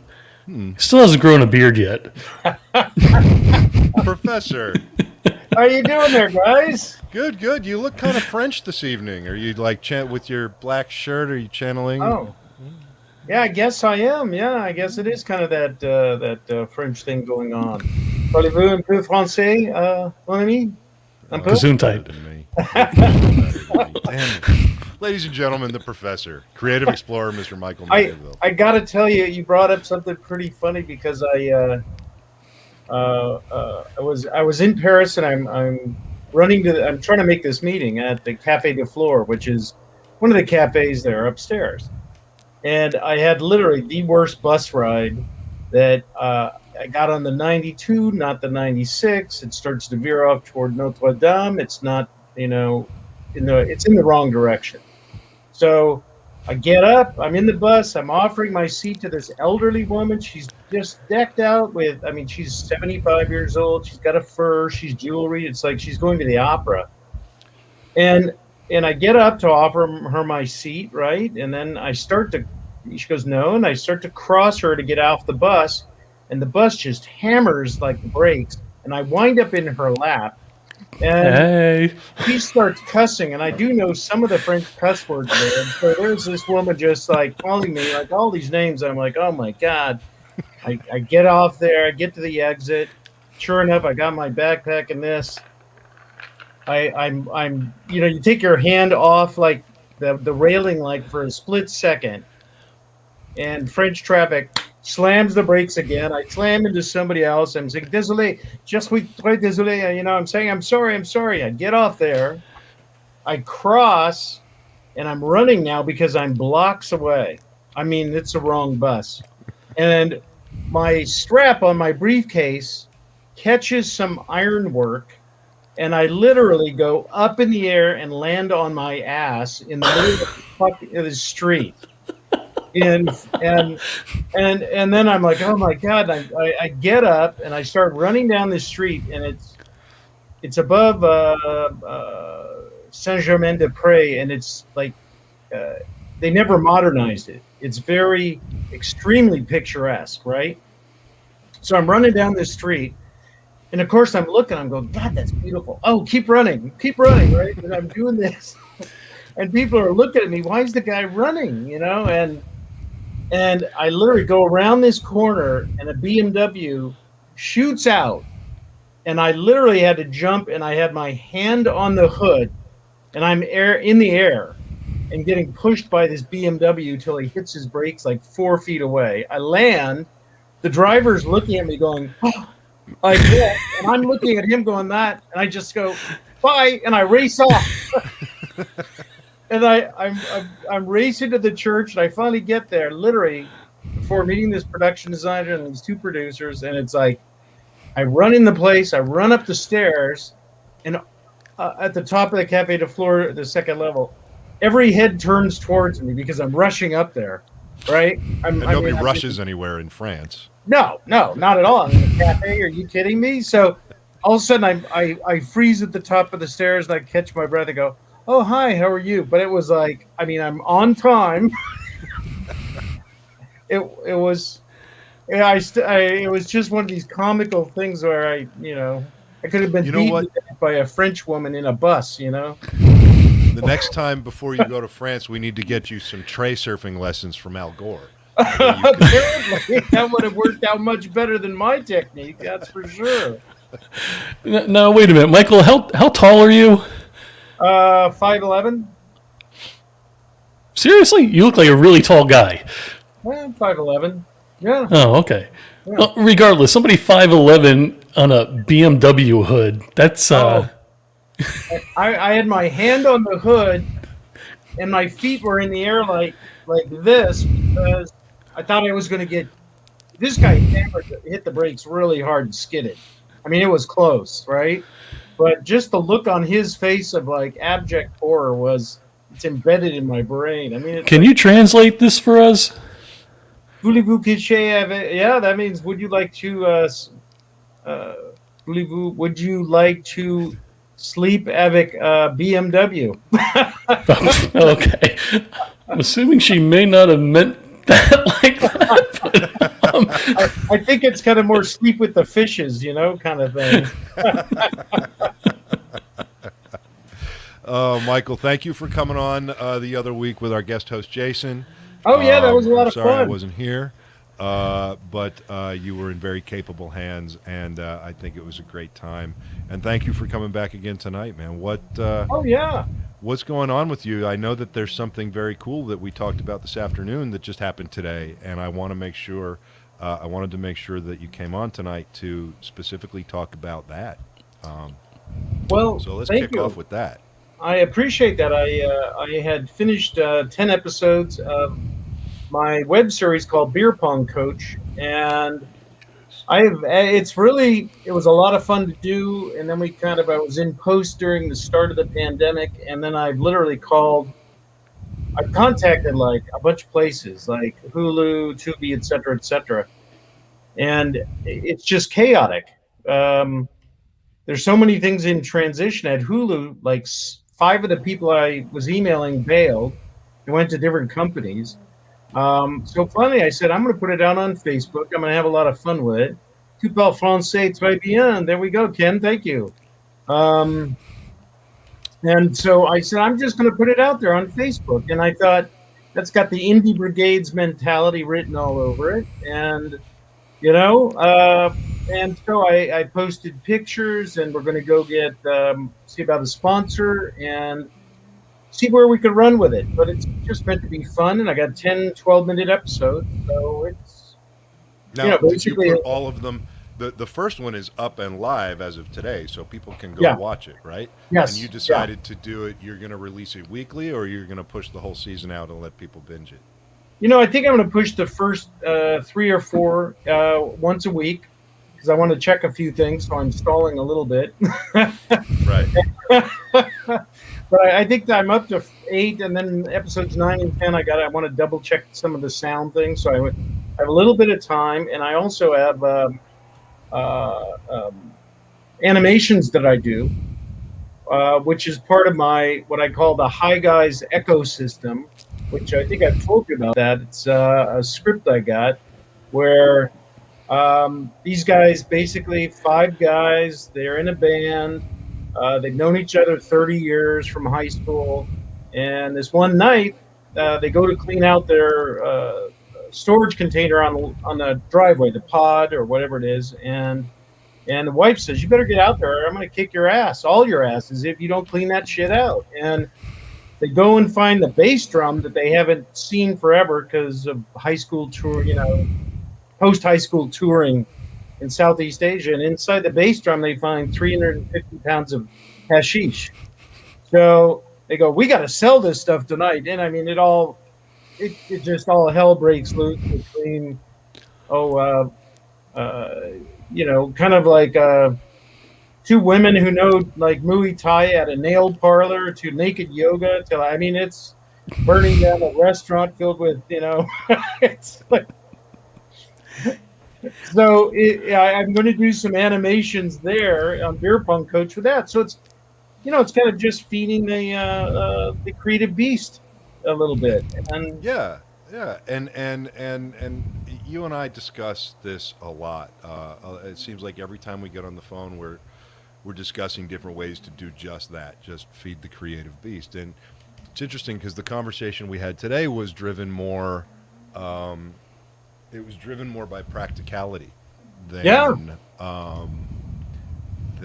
sort of grand ideas. It was driven more by, and when I say that, a lot of times what people discuss is, let's find a hole in the marketplace and try to fill it, right? I mean, but what we were talking about, and while that did factor into it a little bit, what we spoke about a little bit more today was trying to identify everything from a location to everything from a hole in the market to a location that is underserved.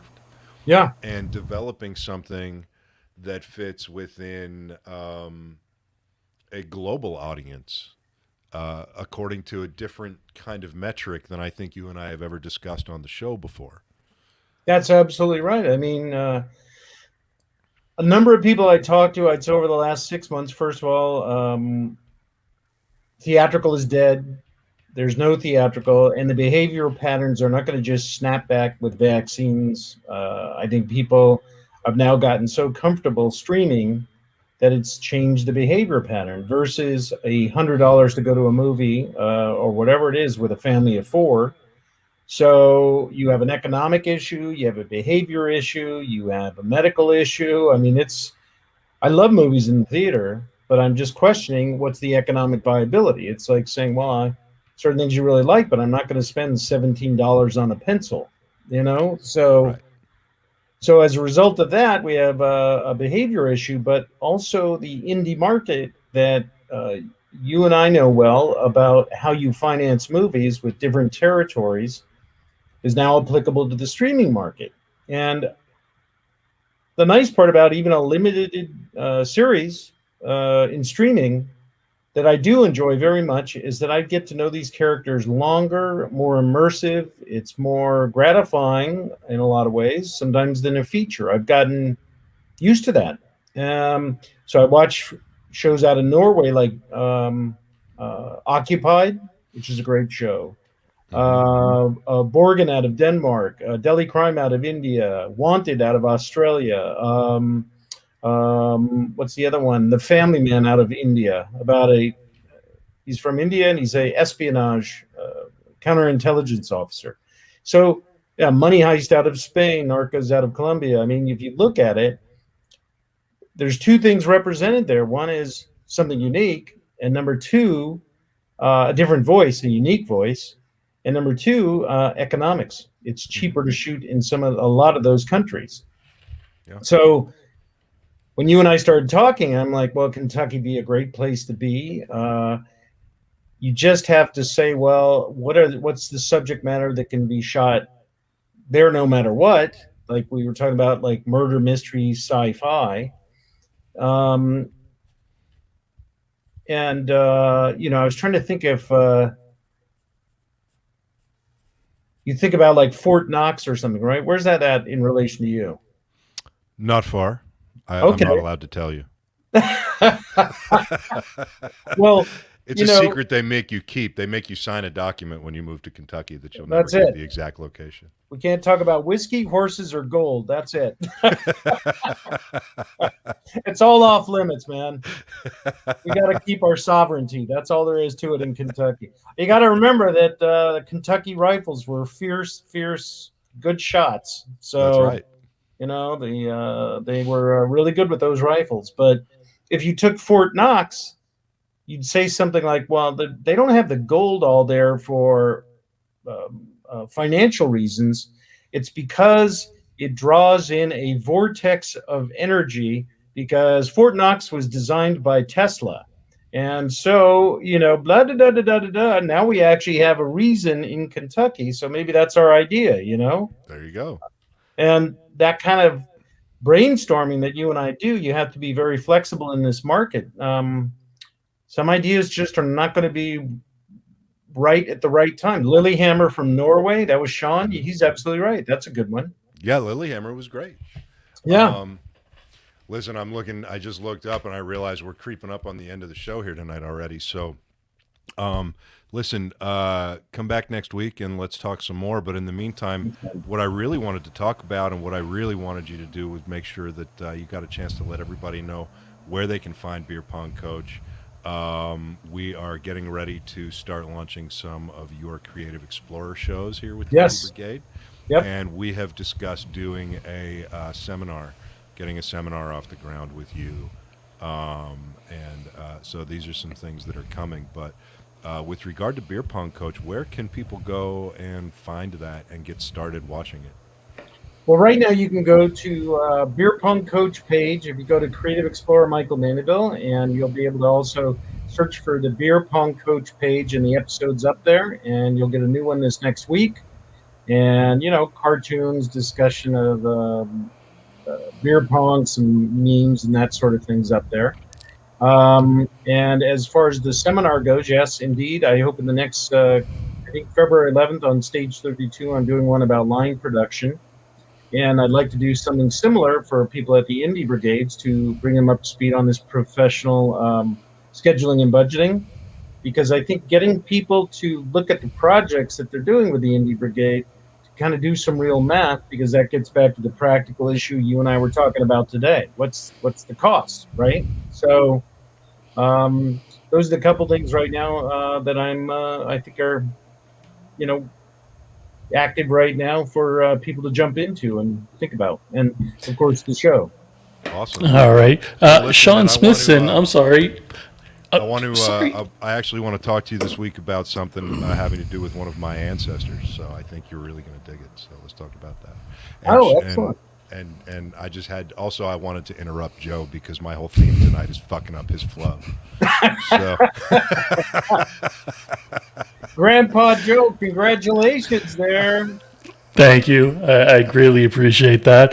Sean Smithson is reaching out saying he needs the Creative Explorer logo to burn on the Indie Brigade family board, or actually the I family would board. love that. That's quite an honor. I really appreciate that. I'd love that. Wow.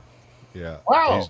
It's a really cool project he's doing. So if you're cool with that, Yes, that would be absolutely. awesome. Yeah. Absolutely. No, I'd be quite honored to be a part of that. We're going to make it a big new year, so it's going to be a lot of fun, and there's going to be a lot of things to do, and we're gonna push this year, big time. We're all honored that you're a part of the Indie Brigade, Michael, and I'm honored to call you friend and brother. So thank you so much for everything. Me too. And thank you, Cameron. listen, see you next week, and we'll talk in a couple of days. Okay, guys. Thank you very much. Thank you, Michael. See you guys. See ya. Bye. So ancestry stuff, huh? Mm-hmm. I don't know about this. No. You suck. Actually, Becky has uncovered some stuff. She's been like detectiving about ancestors and stuff, and she uncovered some stuff about my great uncle that I want to talk to Michael about potentially doing something about. Anyway, hey, is David down there? I know that I had asked him to kind of be on standby around 10:30, and so it's kind of running really late on that. But I'd love for him to pop up and promo his show and give everybody a little taste of what's coming up here. Hello, gentlemen. David, sorry for No the delay. worries, no worries. I was going to be watching your show regardless. So it's There was a lot to great talk about, yeah. and it took a while to get through it all. But you've got a great show coming up tonight too. Don't lie, I have a crap show, but it's just cleaning up after the master is what I like to call it. So let me ask you a question. If Michael Mandeville is the professor, does that mean I'm Marianne? Well, would you rather be Ginger? You don't have the hair for it. Mrs. Howe? Actually, the curtain, what is it? The drapes match the curtain? I don't know. It's good to see you, David. I've missed you. It's been a couple of weeks. I'm glad somebody misses me. It's definitely not my wife and daughter. They're about to sell me on the black market, actually. Well, we'll make sure to bid. Yes. What's coming up in a few minutes? At 11 o'clock tonight, we have Eric D. Wilkinson, a writer, a director, and a producer, and actually a powerhouse executive at a lot. He worked at a lot of studios and acquisitions. He acquired some of the great classics at Anchor Bay, and I think he worked at even Warner Brothers. And he has a line of movies called the Man from Earth series, and they're enormously popular science fiction movies. He's a great guy. He's a very, very smart guy. And he's going to come on and talk about everything film and indie distribution and distribution through, traditional things like I don't know what the hell I'm talking about. I'm very tired. Tired? You still have an hour show to go through. No, I'm gonna turn it over to Scott tonight, and I'm just gonna like suck on my beepo in the background. I actually found out today. You're gonna what? That I'm going to be in I'm going to start. I got a part in a movie, so I'm excited. Awesome. So yeah, so What, I'm going to like just a straight acting gig. Somebody called just you a straight. I have absolutely nothing to do with this movie, but act in it. So the poor bastards who hired me are really gonna. I'd love to hear the tale of the fateful trip. George is a congratulations. Yeah. That's amazing. That's amazing news. I know that knowing you, I'm sure you don't want to give any details about it, but we're all looking forward to hearing them when you're ready. So. Yes, I mean 2021 is going to be big. I'm going to have Full Moon Fever come out in October, which is the werewolf film I just wrapped. In August, the Quarantined movie about the COVID-19 documentary is going to come out. And David does Dallas, apparently. Sean Smithson knows all about the movie I'm going to be in next. So that's what you were referring to? Do the drapes match the? Yes. Okay, never mind. Sean's here to keep it classy, David. They don't call me tripod because I'm a filmmaker. And David fires back, keeping it classy. Indie Brigade, ladies and gentlemen, classy podcast. Everything above bar. I will let you guys sign off and get ready for my train wreck in 5 minutes. It was wonderful to see you, George. I hope I'm glad that everything's good. Everything is great. It's always great. It's just been one of those things. So I hear you. Anyway, love you, brother. I'll catch up with you guys in a few. Yeah, man. Have a great show. I'm looking forward to it. If I can unscramble this messed up head, I'll be fine. And by 5 minutes, you may mean 6 minutes right now. Oh, fair enough. I'm going to go yank minutes. the lizard.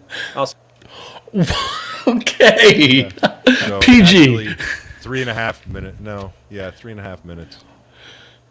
Un momento, por favor. Everybody, Romero Pictures, Heavy Metal, Indie Brigade, End of the Night with your host, David Lee Madison, is going to be running late because Joe has to take a really big pee. And obviously make a really big drink afterwards. You know, now that you're older, you're going to have to pee more often. And drink more and stay hydrated. Joe, thank you so much, as always, for doing an awesome job. We didn't even get through any of our plugs or anything tonight, but there was a lot to get to. So it was a lot of fun tonight. So everybody, thank you for tuning in. All you outlaws, thanks for sticking with us. And I'm just going to interrupt George because I can, because he interrupted me before and was a dick. Yeah. But you sounded really bad when you just did it right now because you put your mouth too close to the microphone. That's how you like it. Everybody, thank you so much. Check us out all over the internet on the socials, romeropictures.com, where you can find out everything you need to know about everything that's going on in our world, our lives, in the Indie Brigade, and projects that are coming up. Check out Heavy Metal. Issue number 2 of Rise is now out as of Wednesday. Check it all out, buy some merch, and I love every single one of you, and you're not alone. Don't forget that. And Joe, I love you, brother. And love you everybody too. else, fuck off till next time.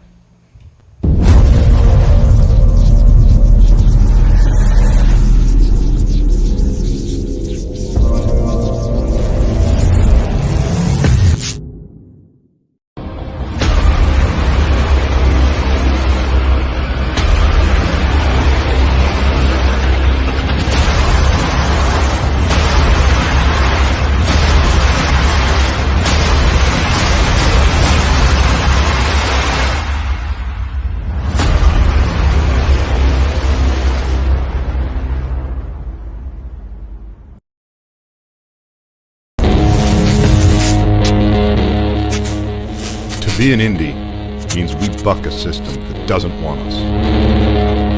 To be a fringe filmmaker means we don't do it for them. We do it for ourselves. To be an outlaw on the fringe means we'll die before we fail. Be an outlaw.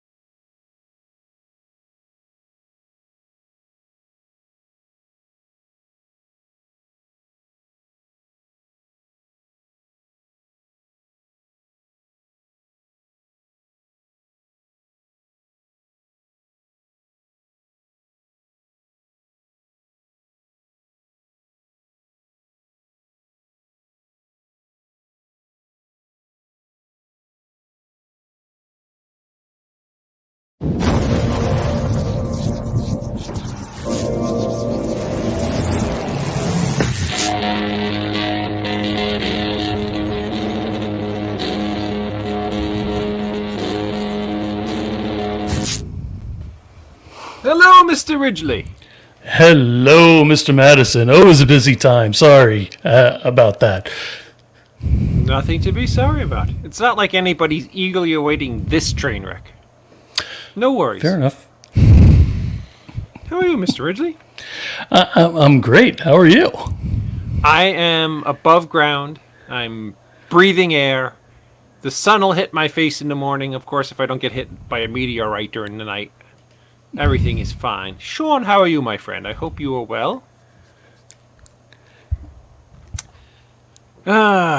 So, since our last show, last Friday, when we spoke to the living legend, the iconic, hi Jeff, the iconic Don Most, who played Ralph Malph on Happy Days in countless films, on Sunday, they released the King Kong vs. Godzilla trailer.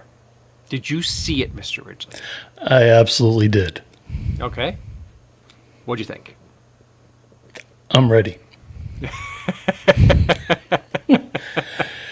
I mean, look at the one from, what, 67? The 60s, I get you. The 60s movie, yeah. Okay, yeah, I'm looking forward to it.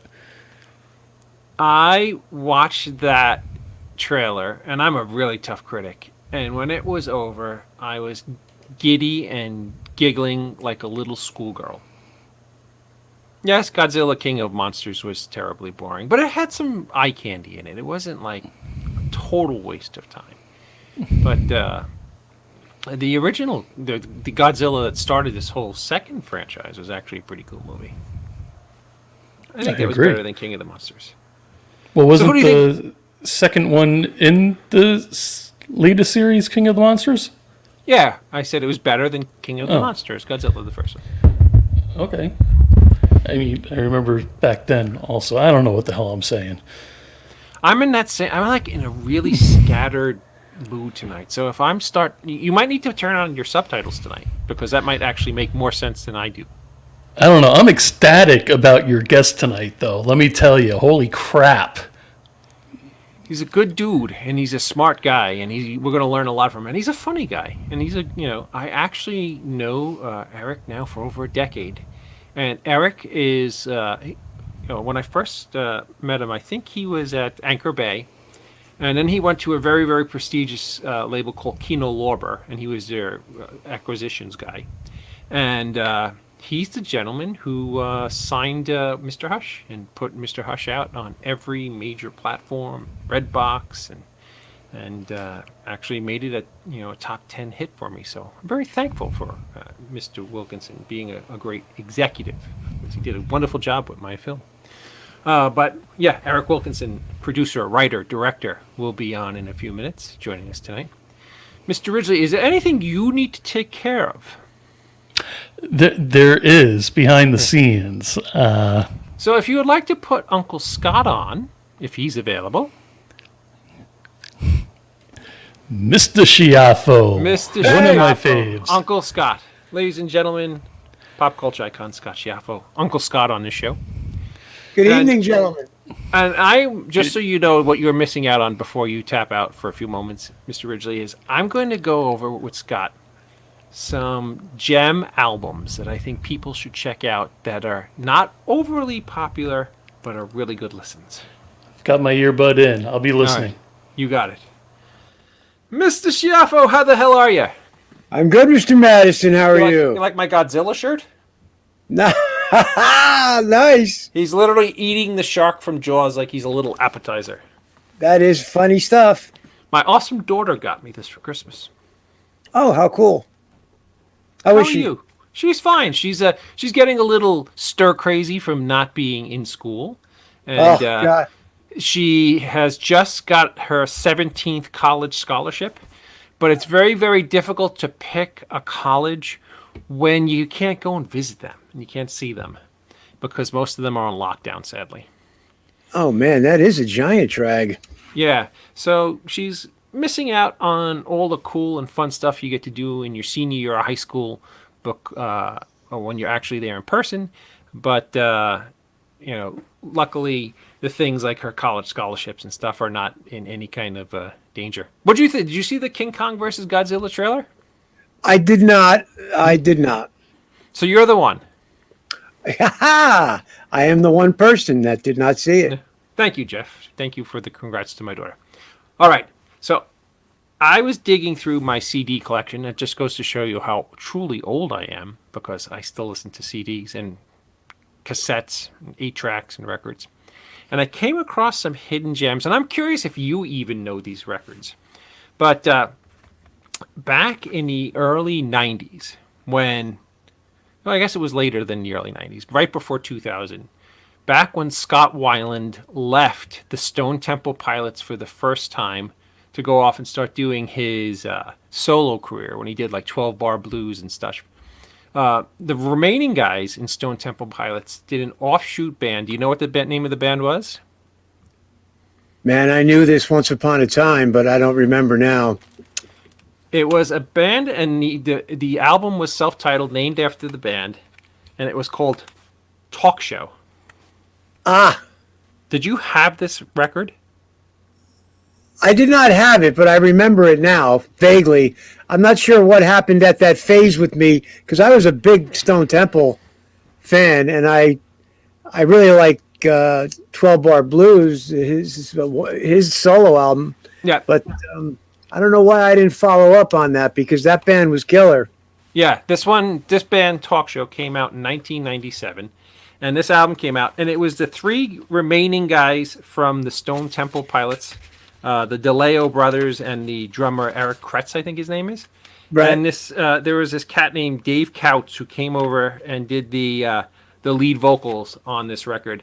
He was in a California band called the 10-Inch Men, and he took over. He really didn't take over, because it really wasn't supposed to be like a continuation of Stone Temple Pilots. It was a Stone Temple Pilots band members in a new band with a new singer called Dave Couts. And this album's called Talk Show. And they had a mild hit with a song called Hello, Hello. So if you guys are out there and could seek this record out, it's called Talk Show from 1997. It has an STP sound, but with a lead singer that sound much more like a Freddie Mercury type. The first three songs, Ring Twice, Hello, Hello, and Everybody Loves My Car, are my three favorite songs on the album.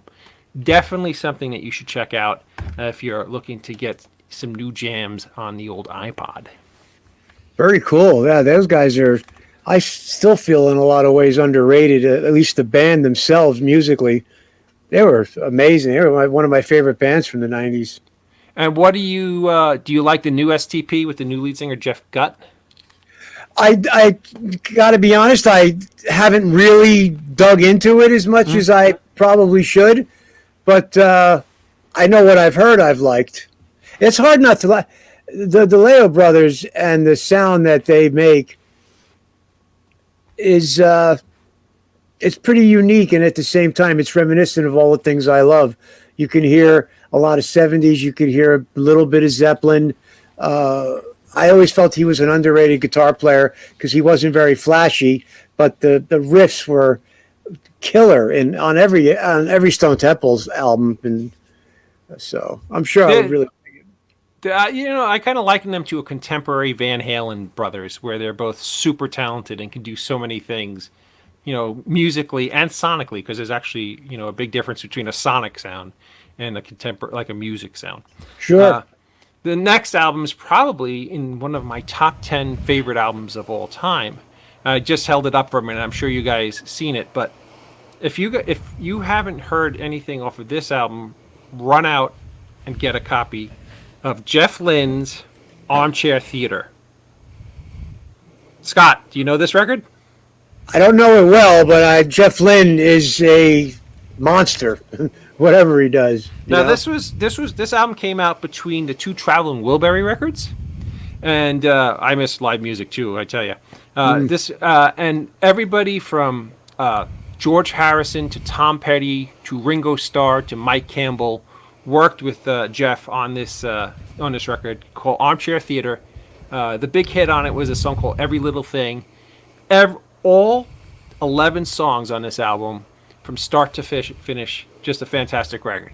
And it's something that we don't get to enjoy very much anymore. They don't make albums anymore where you listen from the first track to the last track. Any album tells a story. Everything now in 2021 is for either the to get radio play or to promote a single. Albums used to actually take you places and tell you stories about the music, and they were really something special. And sadly, I just don't think people get into them anymore. What do you think, Joe? I think I miss the days of Pink Floyd and laser light shows. I totally agree.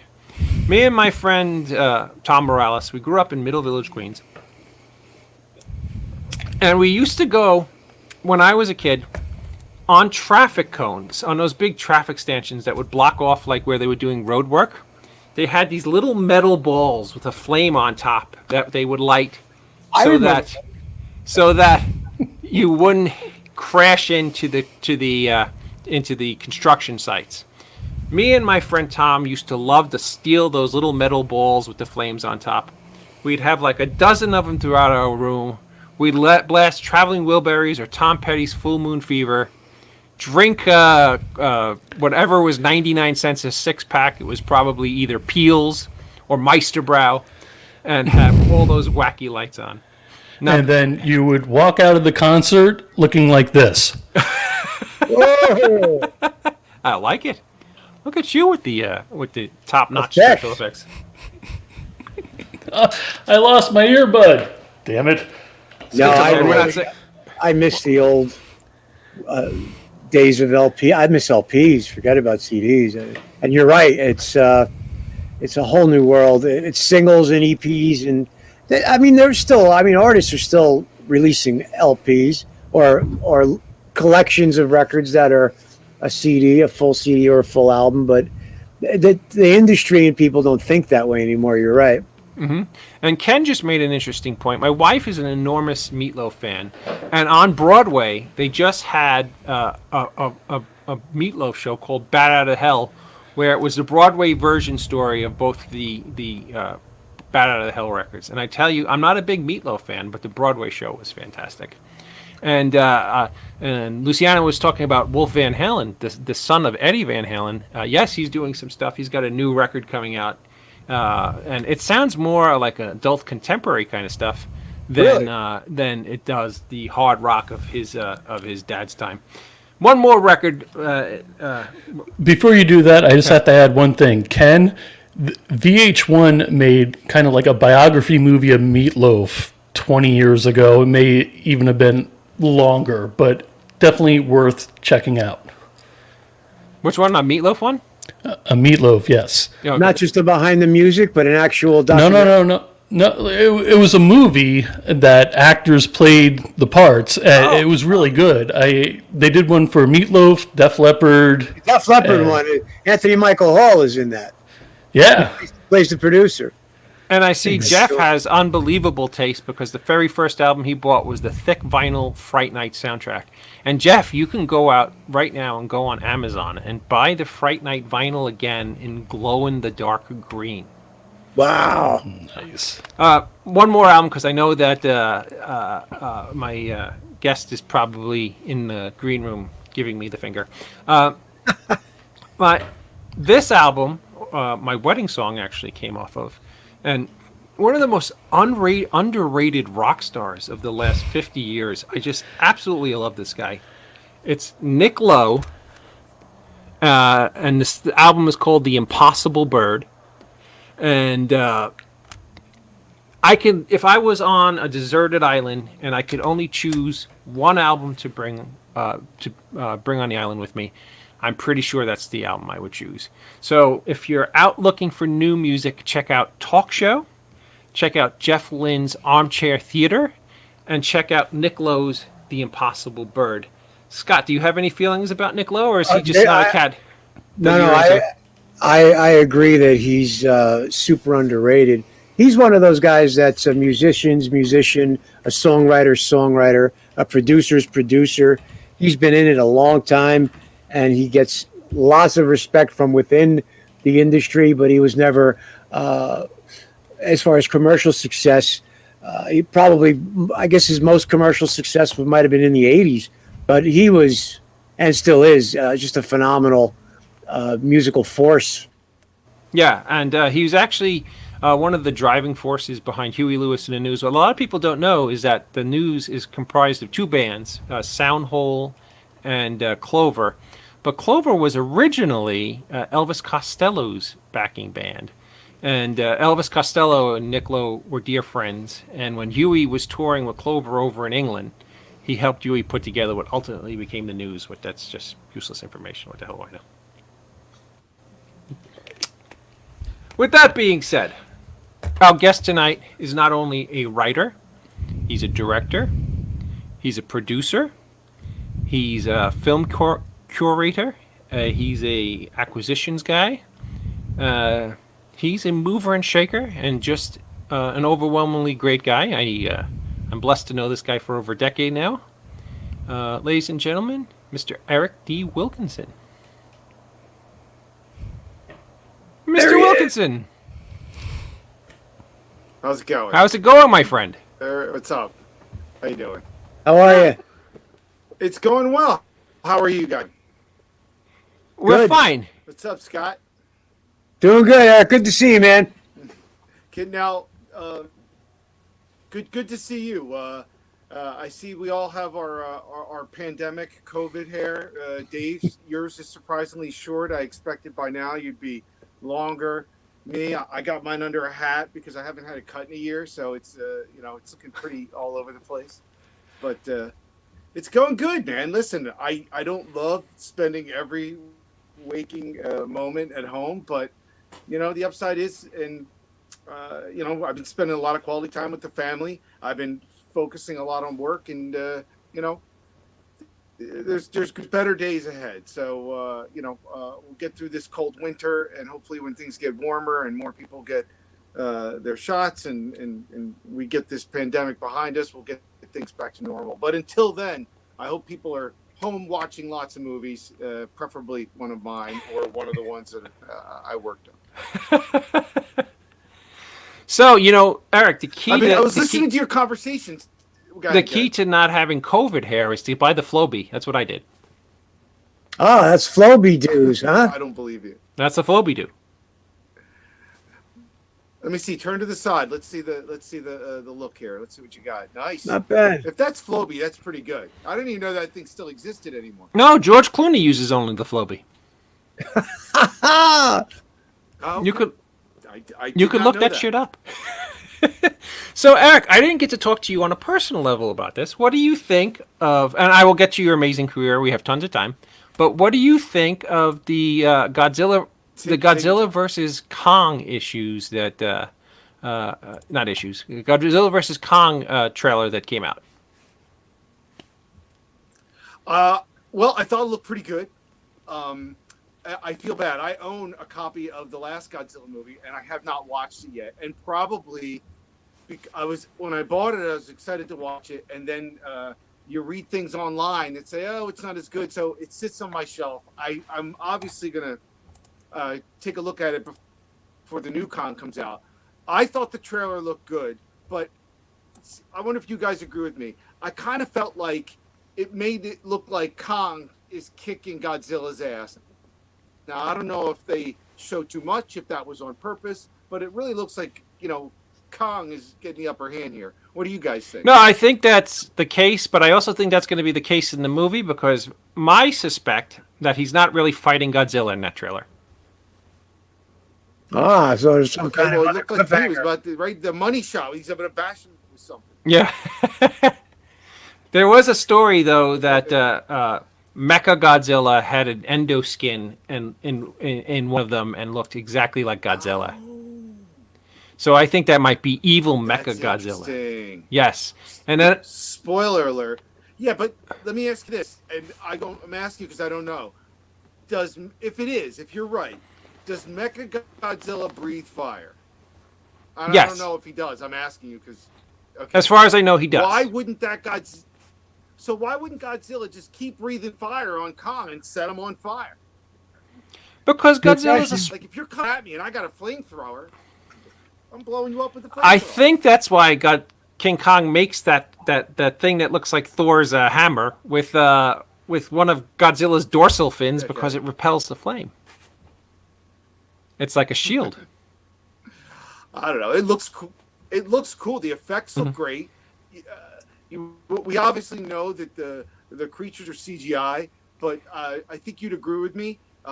They look very organic in the environment, and there's nothing, there's nothing worse in a movie where, and especially like I was really excited for back in '98 for the Godzilla that came out in '98, and the problem with that is it looks like by the time they get to the end of that movie, it looks like they ran out of money for special effects because it just looks like crud.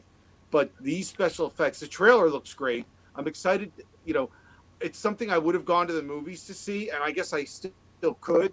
But the fact is, I do subscribe to HBO Max, and I look forward to watching it at home with my family. No, absolutely.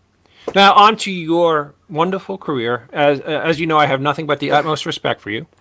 And I know that you started your passion and your love for films back when you were really, really young, like a teen. And you did a film called The Violence Movie. Tell us a little bit about how that came together. It's hardly... What? Right. Tell us a little bit of... It's hardly what I would call a film. No, because you loved it so much that you put it together as an adult and packaged it as an 80s kind of VHS romp. Yeah. When I was a kid, a teenager, I was a big fan of movies. I started collecting probably around the time I was, I'm going to say I bought my first movie probably around 14. So I'd been collecting movies for about 5 years, and especially I loved horror movies. Mm-hmm. So, one day I got my brother and his friend together. I said, let's, get a camcorder and make our own horror movie. And that's how the Violence Movie was born. You referred to me as a director when you introduced me, and I am anything but a director. The only time my name ever appears on any movie as credited as director is, in fact, the Violence Movies Part 1 and 2. And suffice to say, it would be the last time you ever see my name as a director. If I tried to direct a movie today and they say, what else has he made? They look at that, I'd probably have a hard time getting cast in. So, but no, I'm proud of it. We made it as kids. We passed around the tapes when we were younger, and then every few years it would sort of come back. And then like in the mid 90s, I had a public access television show, and we kind of re-edited it again and aired it on the public access show. And then a few years after that, we, I think it was, it was probably close to the 15th or so anniversary, I guess you could call it. We digitized all the footage, and we made these DVDs that we made ourselves and handed those out. And I don't know, it was something that just came back every few years. But then about 3 years ago, a friend of mine, George, got a job at the Sundance Now channel app, and he had seen it and asked if, he said they were looking for shorts, and said he'd love to put the movie or the short, because they're shorts, they're not really movies per se, and said he would love to put it on the app so people could stream it and see it. The problem then was, up to that point, the music on that, when we made it, we were kids, and the soundtrack to it was in fact the Friday the 13th soundtrack. And that's, I literally used my record. I put the needle on the record and I add the music to the tape. So in order to put it out, legitimately, we had to recut the whole thing from scratch, and we had to rescore it. And since I had, at that point, had produced a few movies, I reached out to Harry Manfredini, who did the score for Friday the 13th, and he obviously stole his score for the original version of the Violence Movie. And we hired him. We hired him to do a new score for the Violence Movie. So it was like a dream come true that I was this kid who loved horror movies, and here I am hiring the guy whose score I stole as a kid now to score this thing. And we rescored it. It went up on the Sundance Now app. It did pretty well. And then after that, we decided, since we put so much work into it, that we were going to put them out on DVD. So we made DVDs and we put it out, and it's done pretty well. I mean, all the money we put into it to make it street legal, we've just about gotten to break even, and people buy it, they love it.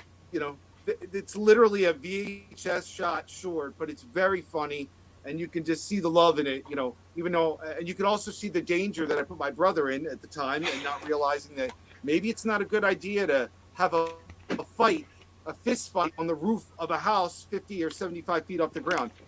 At the time, it seemed like a good idea, but you know, thank God nobody got hurt, and I'm so glad that I literally have a piece of my coming of age years that I share with my brother that I can share with the rest of the world. That's awesome. So it's kind of cool, very cool.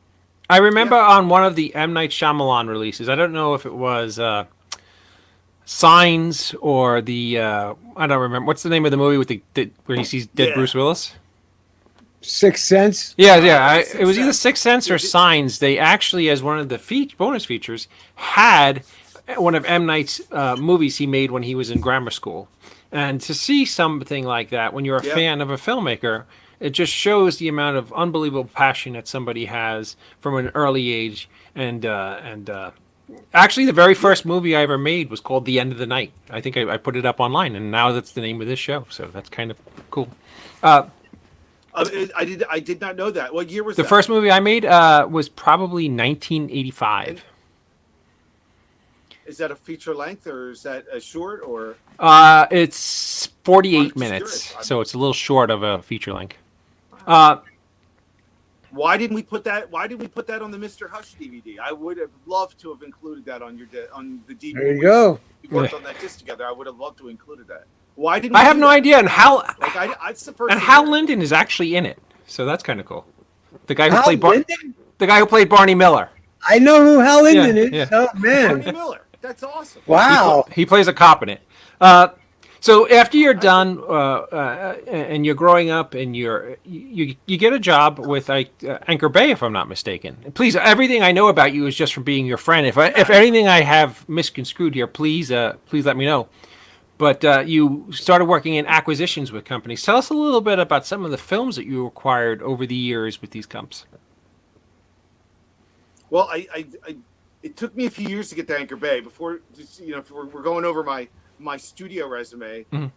I started as a brand manager for 20th Century Fox. That eventually led to my first studio job. My first brand manager is pretty low on the totem pole, but a great learning experience. And then I got to work at MGM Studios as a manager, regional sales, which was great. And that's when I really, learned. I knew a lot about their catalog and classic films and things like that, but it really gave me an opportunity to really dive in and learn the sales part of the business and learn about the catalog. And then after MGM, I did work at Sony Pictures for a little while. I lasted at Sony for 6 months. We won't get into how not very good job I did there, but I was fortunate to go from Sony to Anchor Bay, and that's when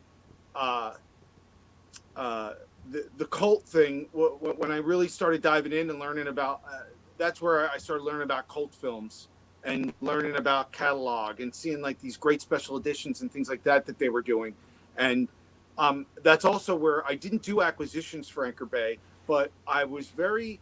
I made some good friends there of the people that worked in acquisitions, and I sort of got my feet wet learning from them. So when he picked up movies like Hatchet, and I'm trying to think of all these, he picked up so many movies, and I just sort of learned from him. And then when I got to Kino Lorber, when you and I, around that time when you and I met, is when I started doing acquisitions on my own. And then that just opened a world up for me, because as much as I was fortunate, during that time, they also started producing movies, which was fun. But I really learned during that time that I just had a passion for acquiring movies, and even more so acquiring older movies and doing cool special editions and things like that.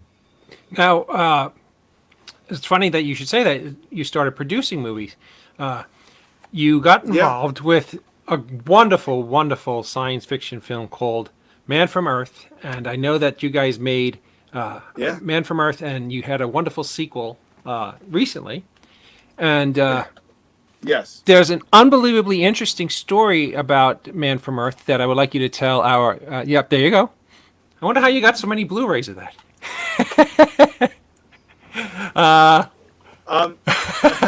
Thank you. Well, we won't talk about that. Let's just say we made too many Blu-rays of that. You have a wonderful story about Man from Earth, and at the time when it came out, your anger with people bootlegging it and stealing it, and a wonderful idea that you came up with. Tell everybody about what you did after that movie came out.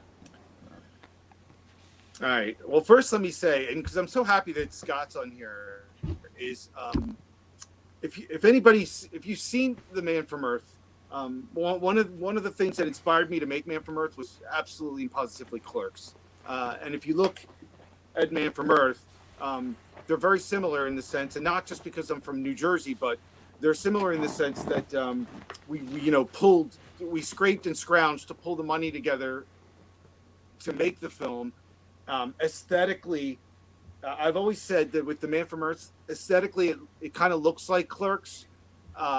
It's this movie. It's a very talky movie with very few locations that has a low budget and kind of looks like it does. And even more so, it's got the look and feel of a Clerks with the religious aspect of Dogma. So I'm very proud that that's my first movie, and even more proud of the fact that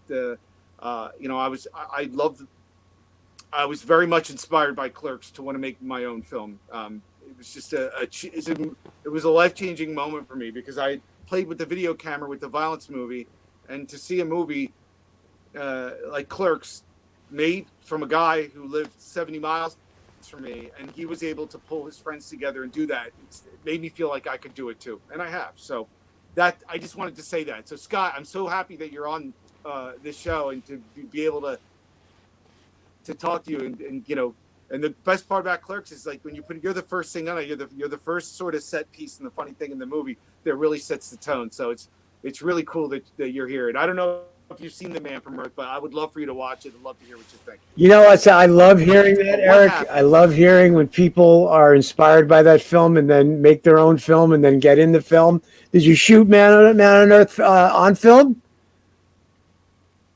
No, we shot that on mini DV, mini digital video, pre-HD.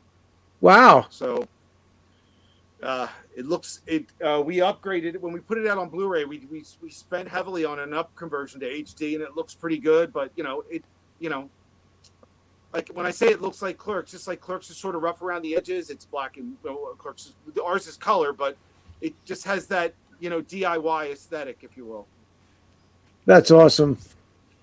And both films are wonderful. But let's get to. Yeah, the second one's good, but we went back to the well, and I'm very proud of the second one.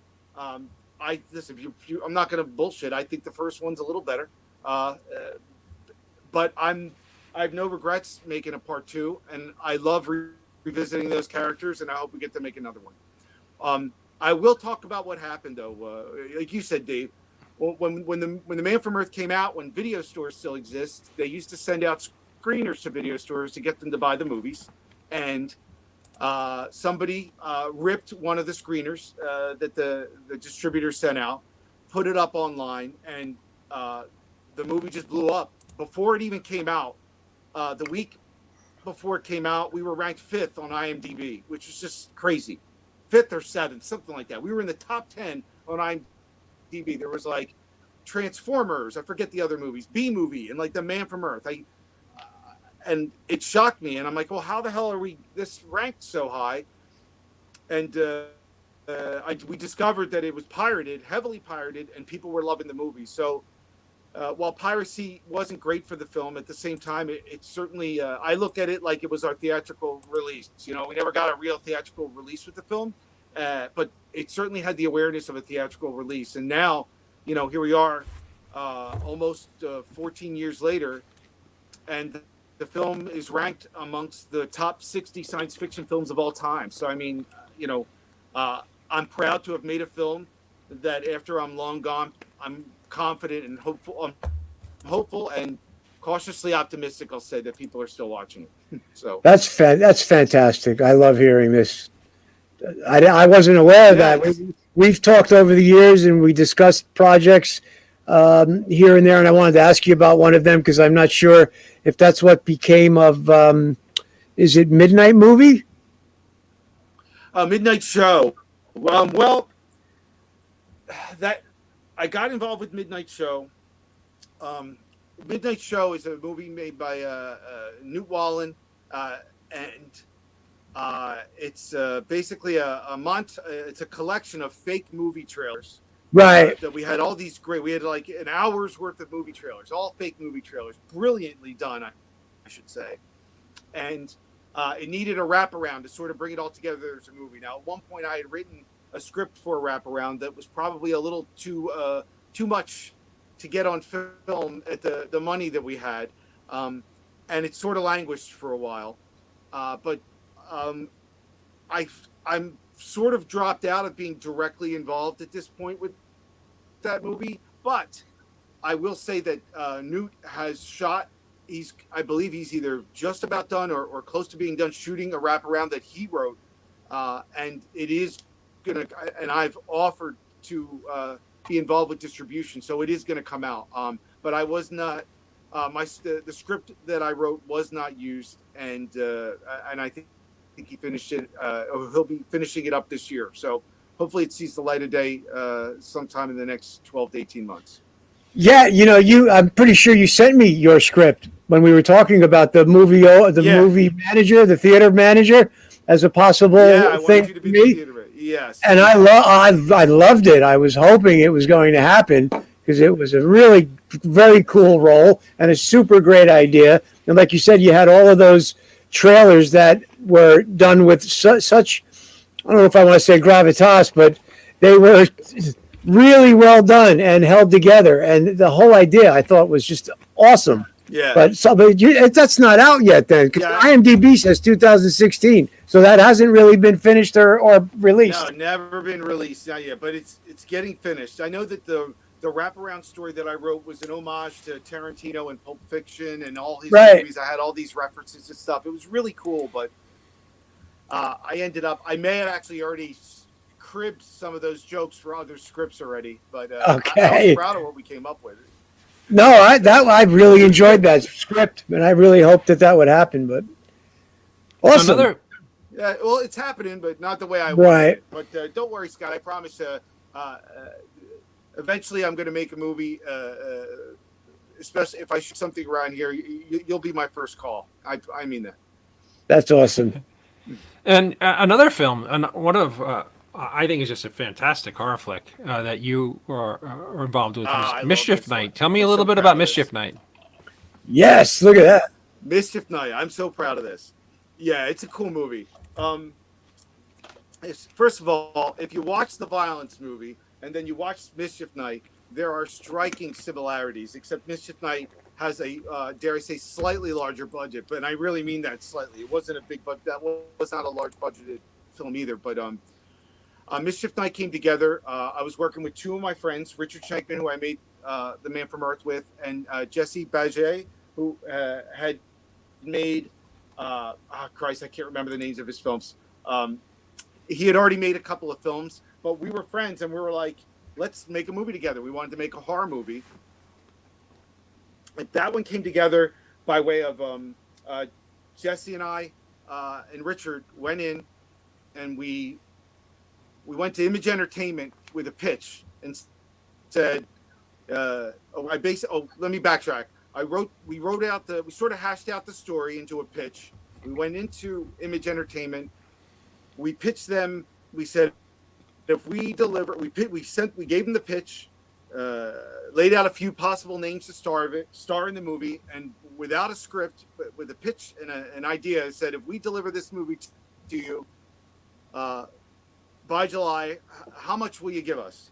And they laid out a number, a very small number, and then we went out using that piece of paper with the promise to distribute and the promise to pay us when we deliver. We got the financing for the film, and we made the movie for the amount of money that they said they would give us. Awesome. How it came together, and I worked on the story with Jesse, and I worked on the story with Jesse, and Jesse worked on the script with Richard, and we just sort of all pooled our resources, and it came together. We got a pretty good cast given the budget that we have. We had some great locations, and it's aged well over the years. There's a few moments in that script because we did rush to write the script. There's a few moments that I cringe, but I'm really proud of it. It's on Amazon Prime, but if you guys are on Prime and looking for a good home invasion horror thriller, I highly recommend it. It's a lot of fun. And you know what's the coolest thing about that movie is a couple years ago it made it into the AMC Horror Fest, which I must have really thrilled you that it was they were playing it on AMC Horror Fest. I did not know that. Yes. Wow. Yes. That's fantastic. Yeah. And I was like, wow, he must. I actually thought that was awesome for you. So you have. It's a fun movie. It's a fun movie. Yep. You have a new, I would say, short cartoon series that you're working on. That's very, very funny. And it's called Dick and Balls. Okay. And it's a work in progress. But right now, that's what we're going to change it. I think we're going to change the name of it. We got banned or kicked off of TikTok, and then we did an ad on Facebook that got banned and canceled. And I think we're going to change the name of the cartoon. The place that the characters work, which is Dick Baculum and Harry Balzac, they work at a place called Fruit of the Loins, where they make underwear.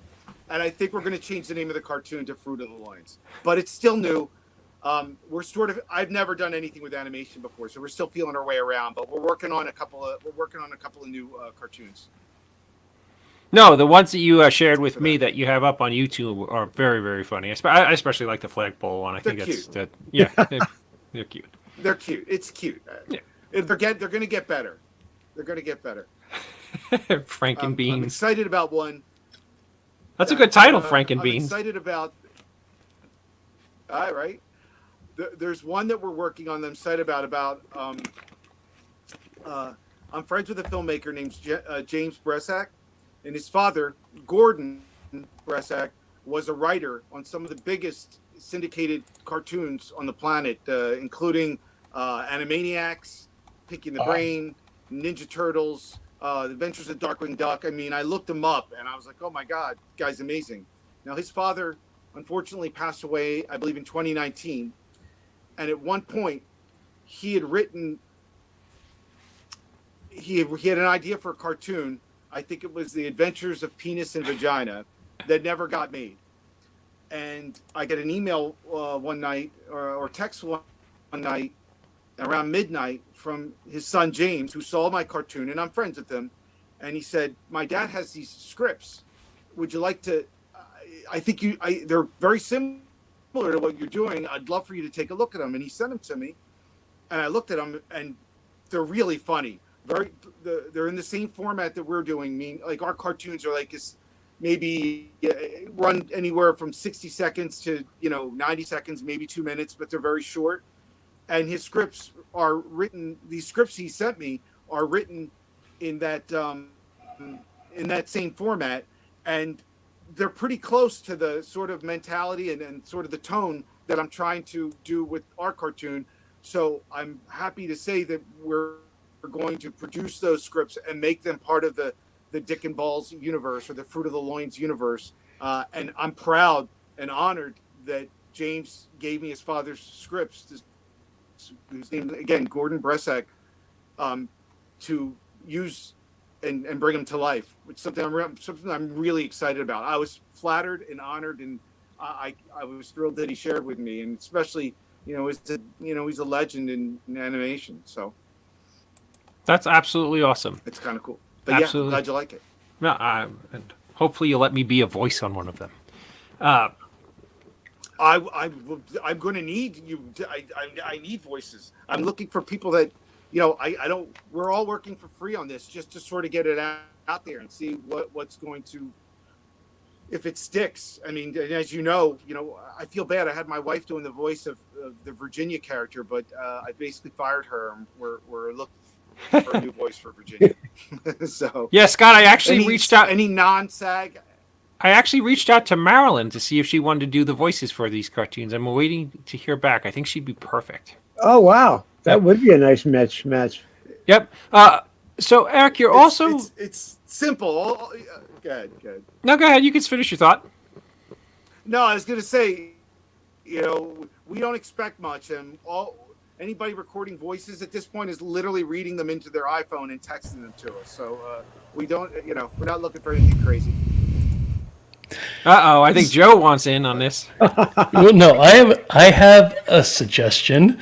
Bob's Burgers, they do the gender swap. So what if David did the voice to replace your wife? I know. I think he just said no. I'll tell you what, David. Here's what I'm gonna do. No. Here's what I'm gonna do. Yeah. I'm going to text you. We have one cartoon. I'm going to text it to you, and I want you to send it back to me in your best Virginia buxom voice, and we'll see and I'll send it to my brother, and if it works, I'm happy to have you do the voice of Virginia buxom. Oh wow. I don't know. I don't know what to say. I'm going to send it to you first. It's got to work. Thank you, Mr. Ridgely. I love how you always get my back. I went from having a decent role in his cartoon to now playing Virginia Buxom. No, oh shit! He's so excited he knocked his computer over. Sorry, my camera. Right. So, Mr. Wilkinson, I know you serve as the. No, listen. I'm happy for you to try it out. If yes. Okay. I know you serve as the producer and curator for MVD Rewind Collection now. Tell us a little bit about what you guys have cooking over at MVD. Oh, yeah. Yes.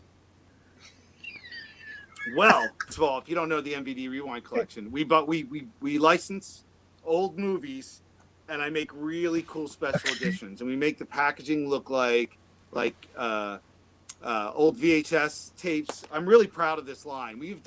We're like the only people that ever got Van Damme to sit down for an interview for these, but I'm really just so proud of these. We've made some really cool special editions of some of them are classic films, and some of them aren't classics, but I treat them like they are because I think they deserve it. They're classics in my eyes. But, That's what I love that movie. That's a personal favorite movie of mine.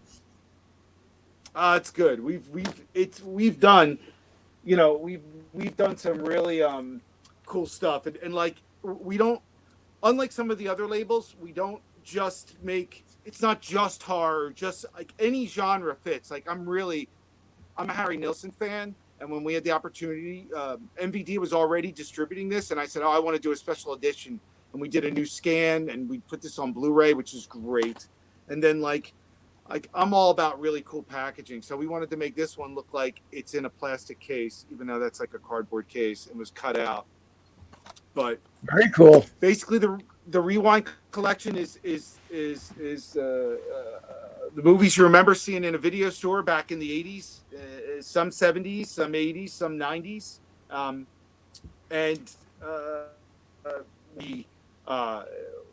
if a movie needs it, we'll either do a good new transfer for it. Sometimes we get HD material that's pretty good. We always do lots of really great bonus features.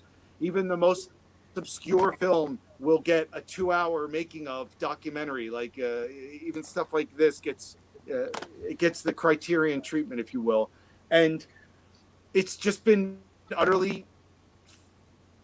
it's the most rewarding job experience I've ever had. I love doing it. I love the fans and the collectors. I'm a collector myself. I mean, I don't know how much you can see behind me, but I could see that. It's like Last Waltz poster. I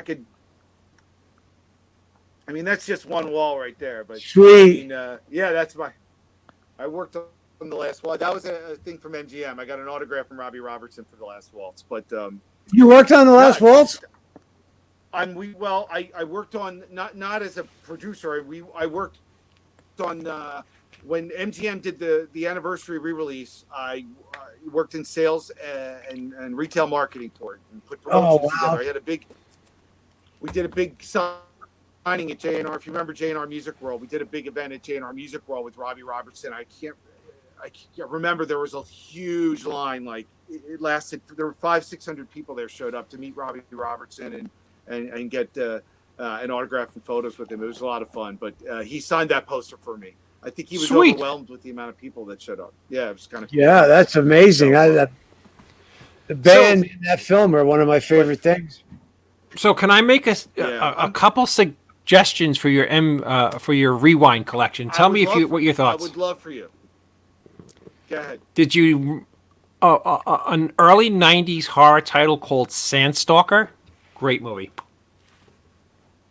I don't know it, but I'm gonna ask you to write these down so you can text them to me later. But I'm not familiar with it. But the more obscure, the less I know about it, the more I want to find out about it. Those are the ones that are the most fun. Obscure late '80s horror movie with Rick Rosovich called Spellbinder. Wonderful movie. I think that came out. Vinegar Syndrome, maybe. I'll look it up, but I'm not sure. I think that one may have come out. Had Kelly Preston too, right? Yes. Yep. Yeah. And a wonderful movie that gets no love but will be an enormous hit if you re-release it. I think it was called The Night That Panicked America, where Casey Kasem does a film about the Orson Welles reading of the War of the Worlds. The documentary? No, it was a film. No. Really? Wow. I've never heard of that. That must be awesome. That is one of my favorite movies, but impossible to find. I did just pick up another Casey Kasem sci-fi horror film, but it isn't. Scorpion put out Spellbinder. I own it, and it's awesome. Spellbinder is such a cool movie that nobody gets no love for. Yeah. That's a great title. That sounds like something we all should know. MGM. No, somebody says Aquino has Spellbinder. Well, that Kino distributes Scorpion. Yeah, Kino distributes Scorpion, but yeah, it's a lot of fun. I love doing these things. It's just, the challenge is MVD is not a huge company, and because I'm a control freak, as you know personally from having worked on your film, I literally work on pretty much everything from starting from acquiring the film, the packaging. I oversee the bonus features. I oversee the packaging. We have a graphic designer, but I art direct the packaging. I oversee the bonus features, every little detail in the packaging. It's just we're not as prolific in the sense that we don't put out as many titles as some of the other labels, but that's for two reasons. One, I'm one person, and when I work on these titles, I want to get them done, and I want to do them right. So that's my brother. Thanks for putting that up. And just so you know, David Wilkinson gets the credit. He is the graphic designer for these packaging, and he does an amazing job. All right, David. Nice stuff. Yeah. I was going to say, I love the packaging on what you were showing. Did you do I love the distress. Any extras on the Bright Lights Big City disc? Yeah, there is. We ported over the extras from MGM's anniversary edition, so it's got commentary, it's got featurettes. I'll get you one, Scott. I thought that was a really underrated movie. I think Michael Fox gets unfairly criticized, and Kiefer Sutherland's really good in it. The soundtrack was killer. I really like that movie. Bret Easton Ellis. I mean, come on. Yeah, it's a I don't know if this. I don't know if it's not. This is Jay McHenry or something. Bret Easton Ellis did Less Than Zero, but they're similar. I think he wrote the book. I'm pretty sure. I thought he wrote the book. It's based on the novel by Jay McHenry. Okay, I don't know why I got Easton Ellis on that. No, you're not wrong in the sense that Less Than Zero came out in 1987. Bright Lights Big City came out in 1988, and tonally the movies are very similar. They both deal with the effects of drug abuse. Right. They're very similar films in that sense, so it's easy to confuse the two. I might have read an interview with Michael Fox that might have actually he had heard from Ellis about the movie. Maybe that's what it was. But I knew I had him connected to that movie. Yeah. But I could. It makes perfect sense that you would. It feels like a Bret Easton Ellis. Believe me, it does. When you, and it's funny you mention it because I watched Less Than Zero recently again, and which I love that movie. And they're tonally they're very similar films. Absolutely. But it just goes to show you the variety of the types of films that we put out. And I will do this, Dave. I don't know if I'm going to get a reflection of my iPad, but I promise the guys that follow, if there's anybody here that follow the Rewind Collection on the Facebook page Rewind Collection, I give you guys an exclusive little announcement of our next title. I'm trying to bring up the artwork, so I'm going to do that if you want me to. Sweet. This up here. We haven't announced this officially yet, but this is coming on May 11th, and it's done.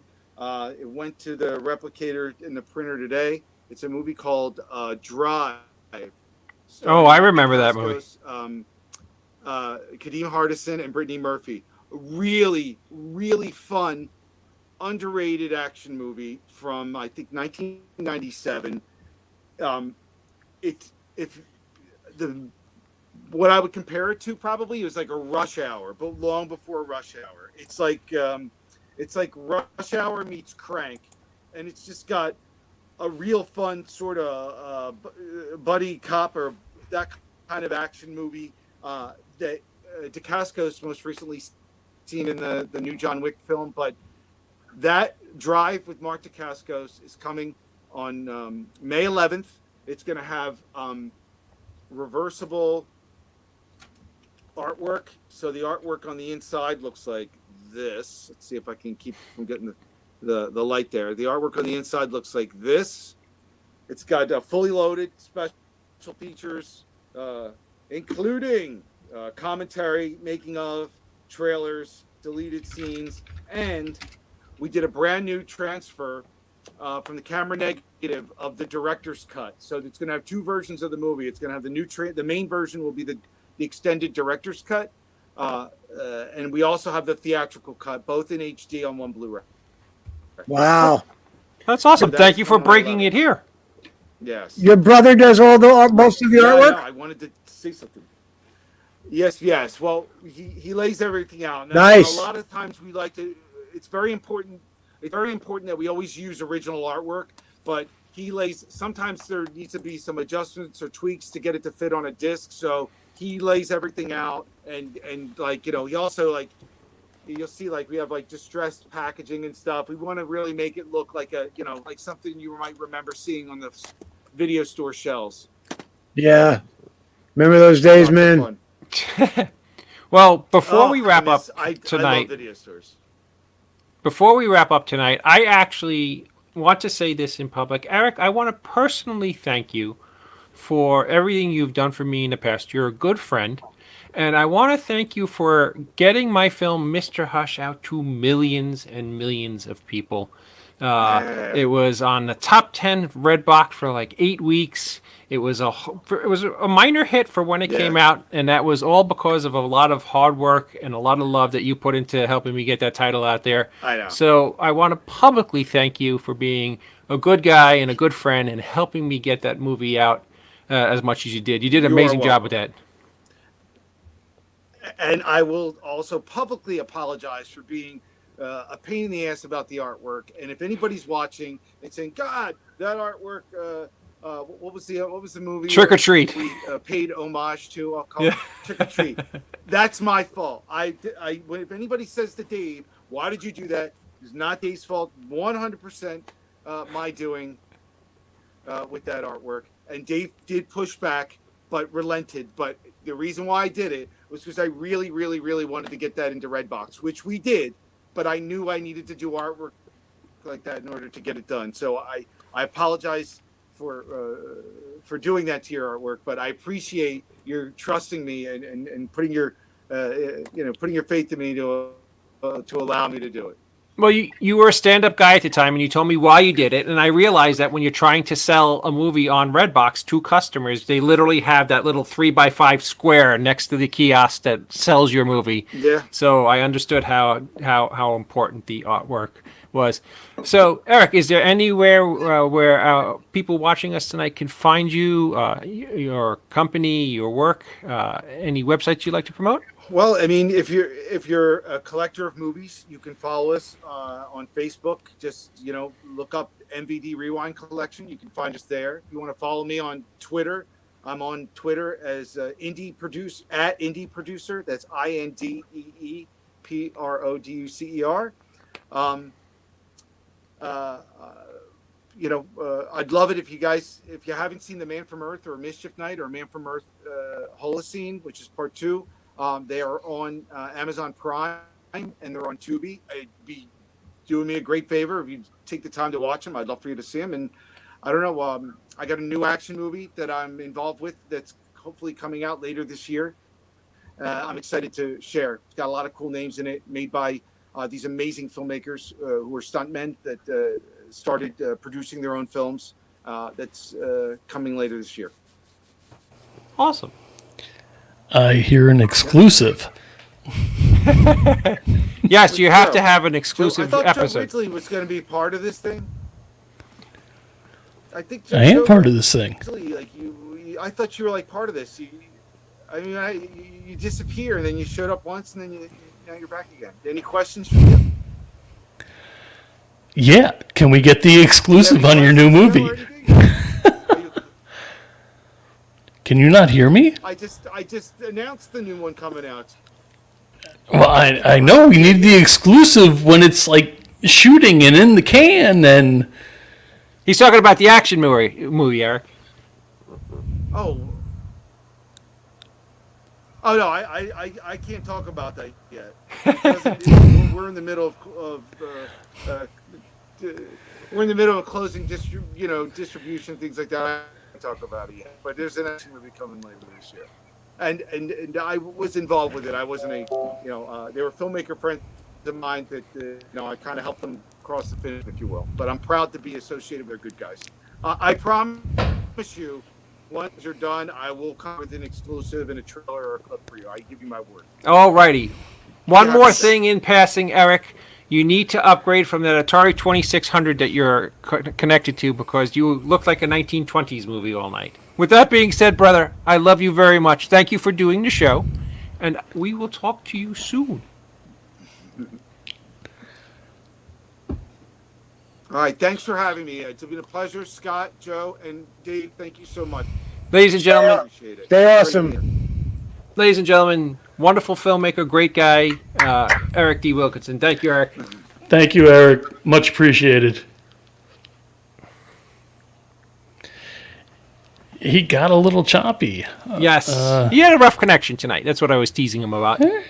Yeah, and I guess he doesn't see that on his end. No, you don't see it on your end when you're the one who has a choppy connection because you just think it's going wonderfully. But I got 99% of what he was saying. Oh no, he did great. I mean, what I was watching, he did absolutely phenomenal, and I heard 98%. Yep. Joe's like Gandalf; he comes and goes as he pleases. Well, fact. No, Eric is I know him since 2010, so it's now 11 years, and he's yeah, there's people thanking Eric, and I mean, the guy is dropping knowledge, and an absolute pleasure to have on. Yes, that was great, spectacular. A great show. Yeah, the script he had sent me that didn't get shot that he and I were talking about I loved it. I get a lot of things come across the plate, but not a lot of things that I get all that jazzed about. And it was a perfect role and such a fun premise. Unfortunately, they didn't shoot his script, but what a nice guy. What a really sweetheart of a guy. He's involved in so many cool films coming out. That's blowing my mind. Yeah, how cool of a job is that to like seek out films that you loved and then repackage them and add bonus shit? That's like the coolest job, man. It is. I got to get the Bright Lights DVD just for the extras. What's great being his friend is that I could go through the stuff that I like and go and put little Easter eggs in his mind because I'm an enormous fan of Needful Things. Nobody likes that movie but me. I'm like the only person. But I kept putting it in Eric's mind, and then all of a sudden, through one of his companies, a Blu-ray of Needful Things came out, and I was like super thrilled. So that's kind of cool. He just sent a note apologizing for his choppiness. It popped up on my screen. Oh yeah, no, it was just if you're watching us, Eric, it was really just towards the end. It was no big deal, and you know. We bust each other's horns for the last 11 years. That's why the Atari joke. I just found out. I just got a text saying that he's not releasing my next movie. Can you blame him? No, I'm kidding. Oh. Zing, zing, zing, zing. I used to like you, Ridgely. You sound like my wife. There was a brief shining moment. With that being said, Mr. Schiaffo, is there anything you would like to say to our audience before we part for the evening? Thank you all for all your support, as always. Stay safe. Be kind to one another, as Ellen says. I don't like to steal somebody else's slogan, but it's a good one. And keep the faith. I like it. Mr. Ridgely, is there anything you would like to say? No? Okay. You don't have to go on a close-up with me because... And there it is! I say don't do it. You know, people say that you can't photograph a vampire, but apparently you can. I might be the palest human being that ever roamed the planet. God, am I pale. With that being said, I want to thank George and Joe for letting me play in their sandbox. I love this show. I love the guys. And thank you so much for letting me... thank you, Jeff. Thank you, Damon. Thank you, everybody who watched tonight. Be good. Okay. Had a great time talking with Eric. Got a great show lined up for you next week. So make sure you tune back in starting at 9 o'clock. With Joe's show next Friday at 9 o'clock. And this train wreck will follow. With that being said, everybody have a wonderful week. Spring is coming, so keep your chin up. And remember, no man... I don't remember the line. Somebody help me. Please. Seriously? You've been on for a year. Is it no man is a failure if he has friends? Okay. Remember, no man is a failure who has friends. Good night, everybody. You rat bastard. I'm hitting the button. It's not working. Wait a second.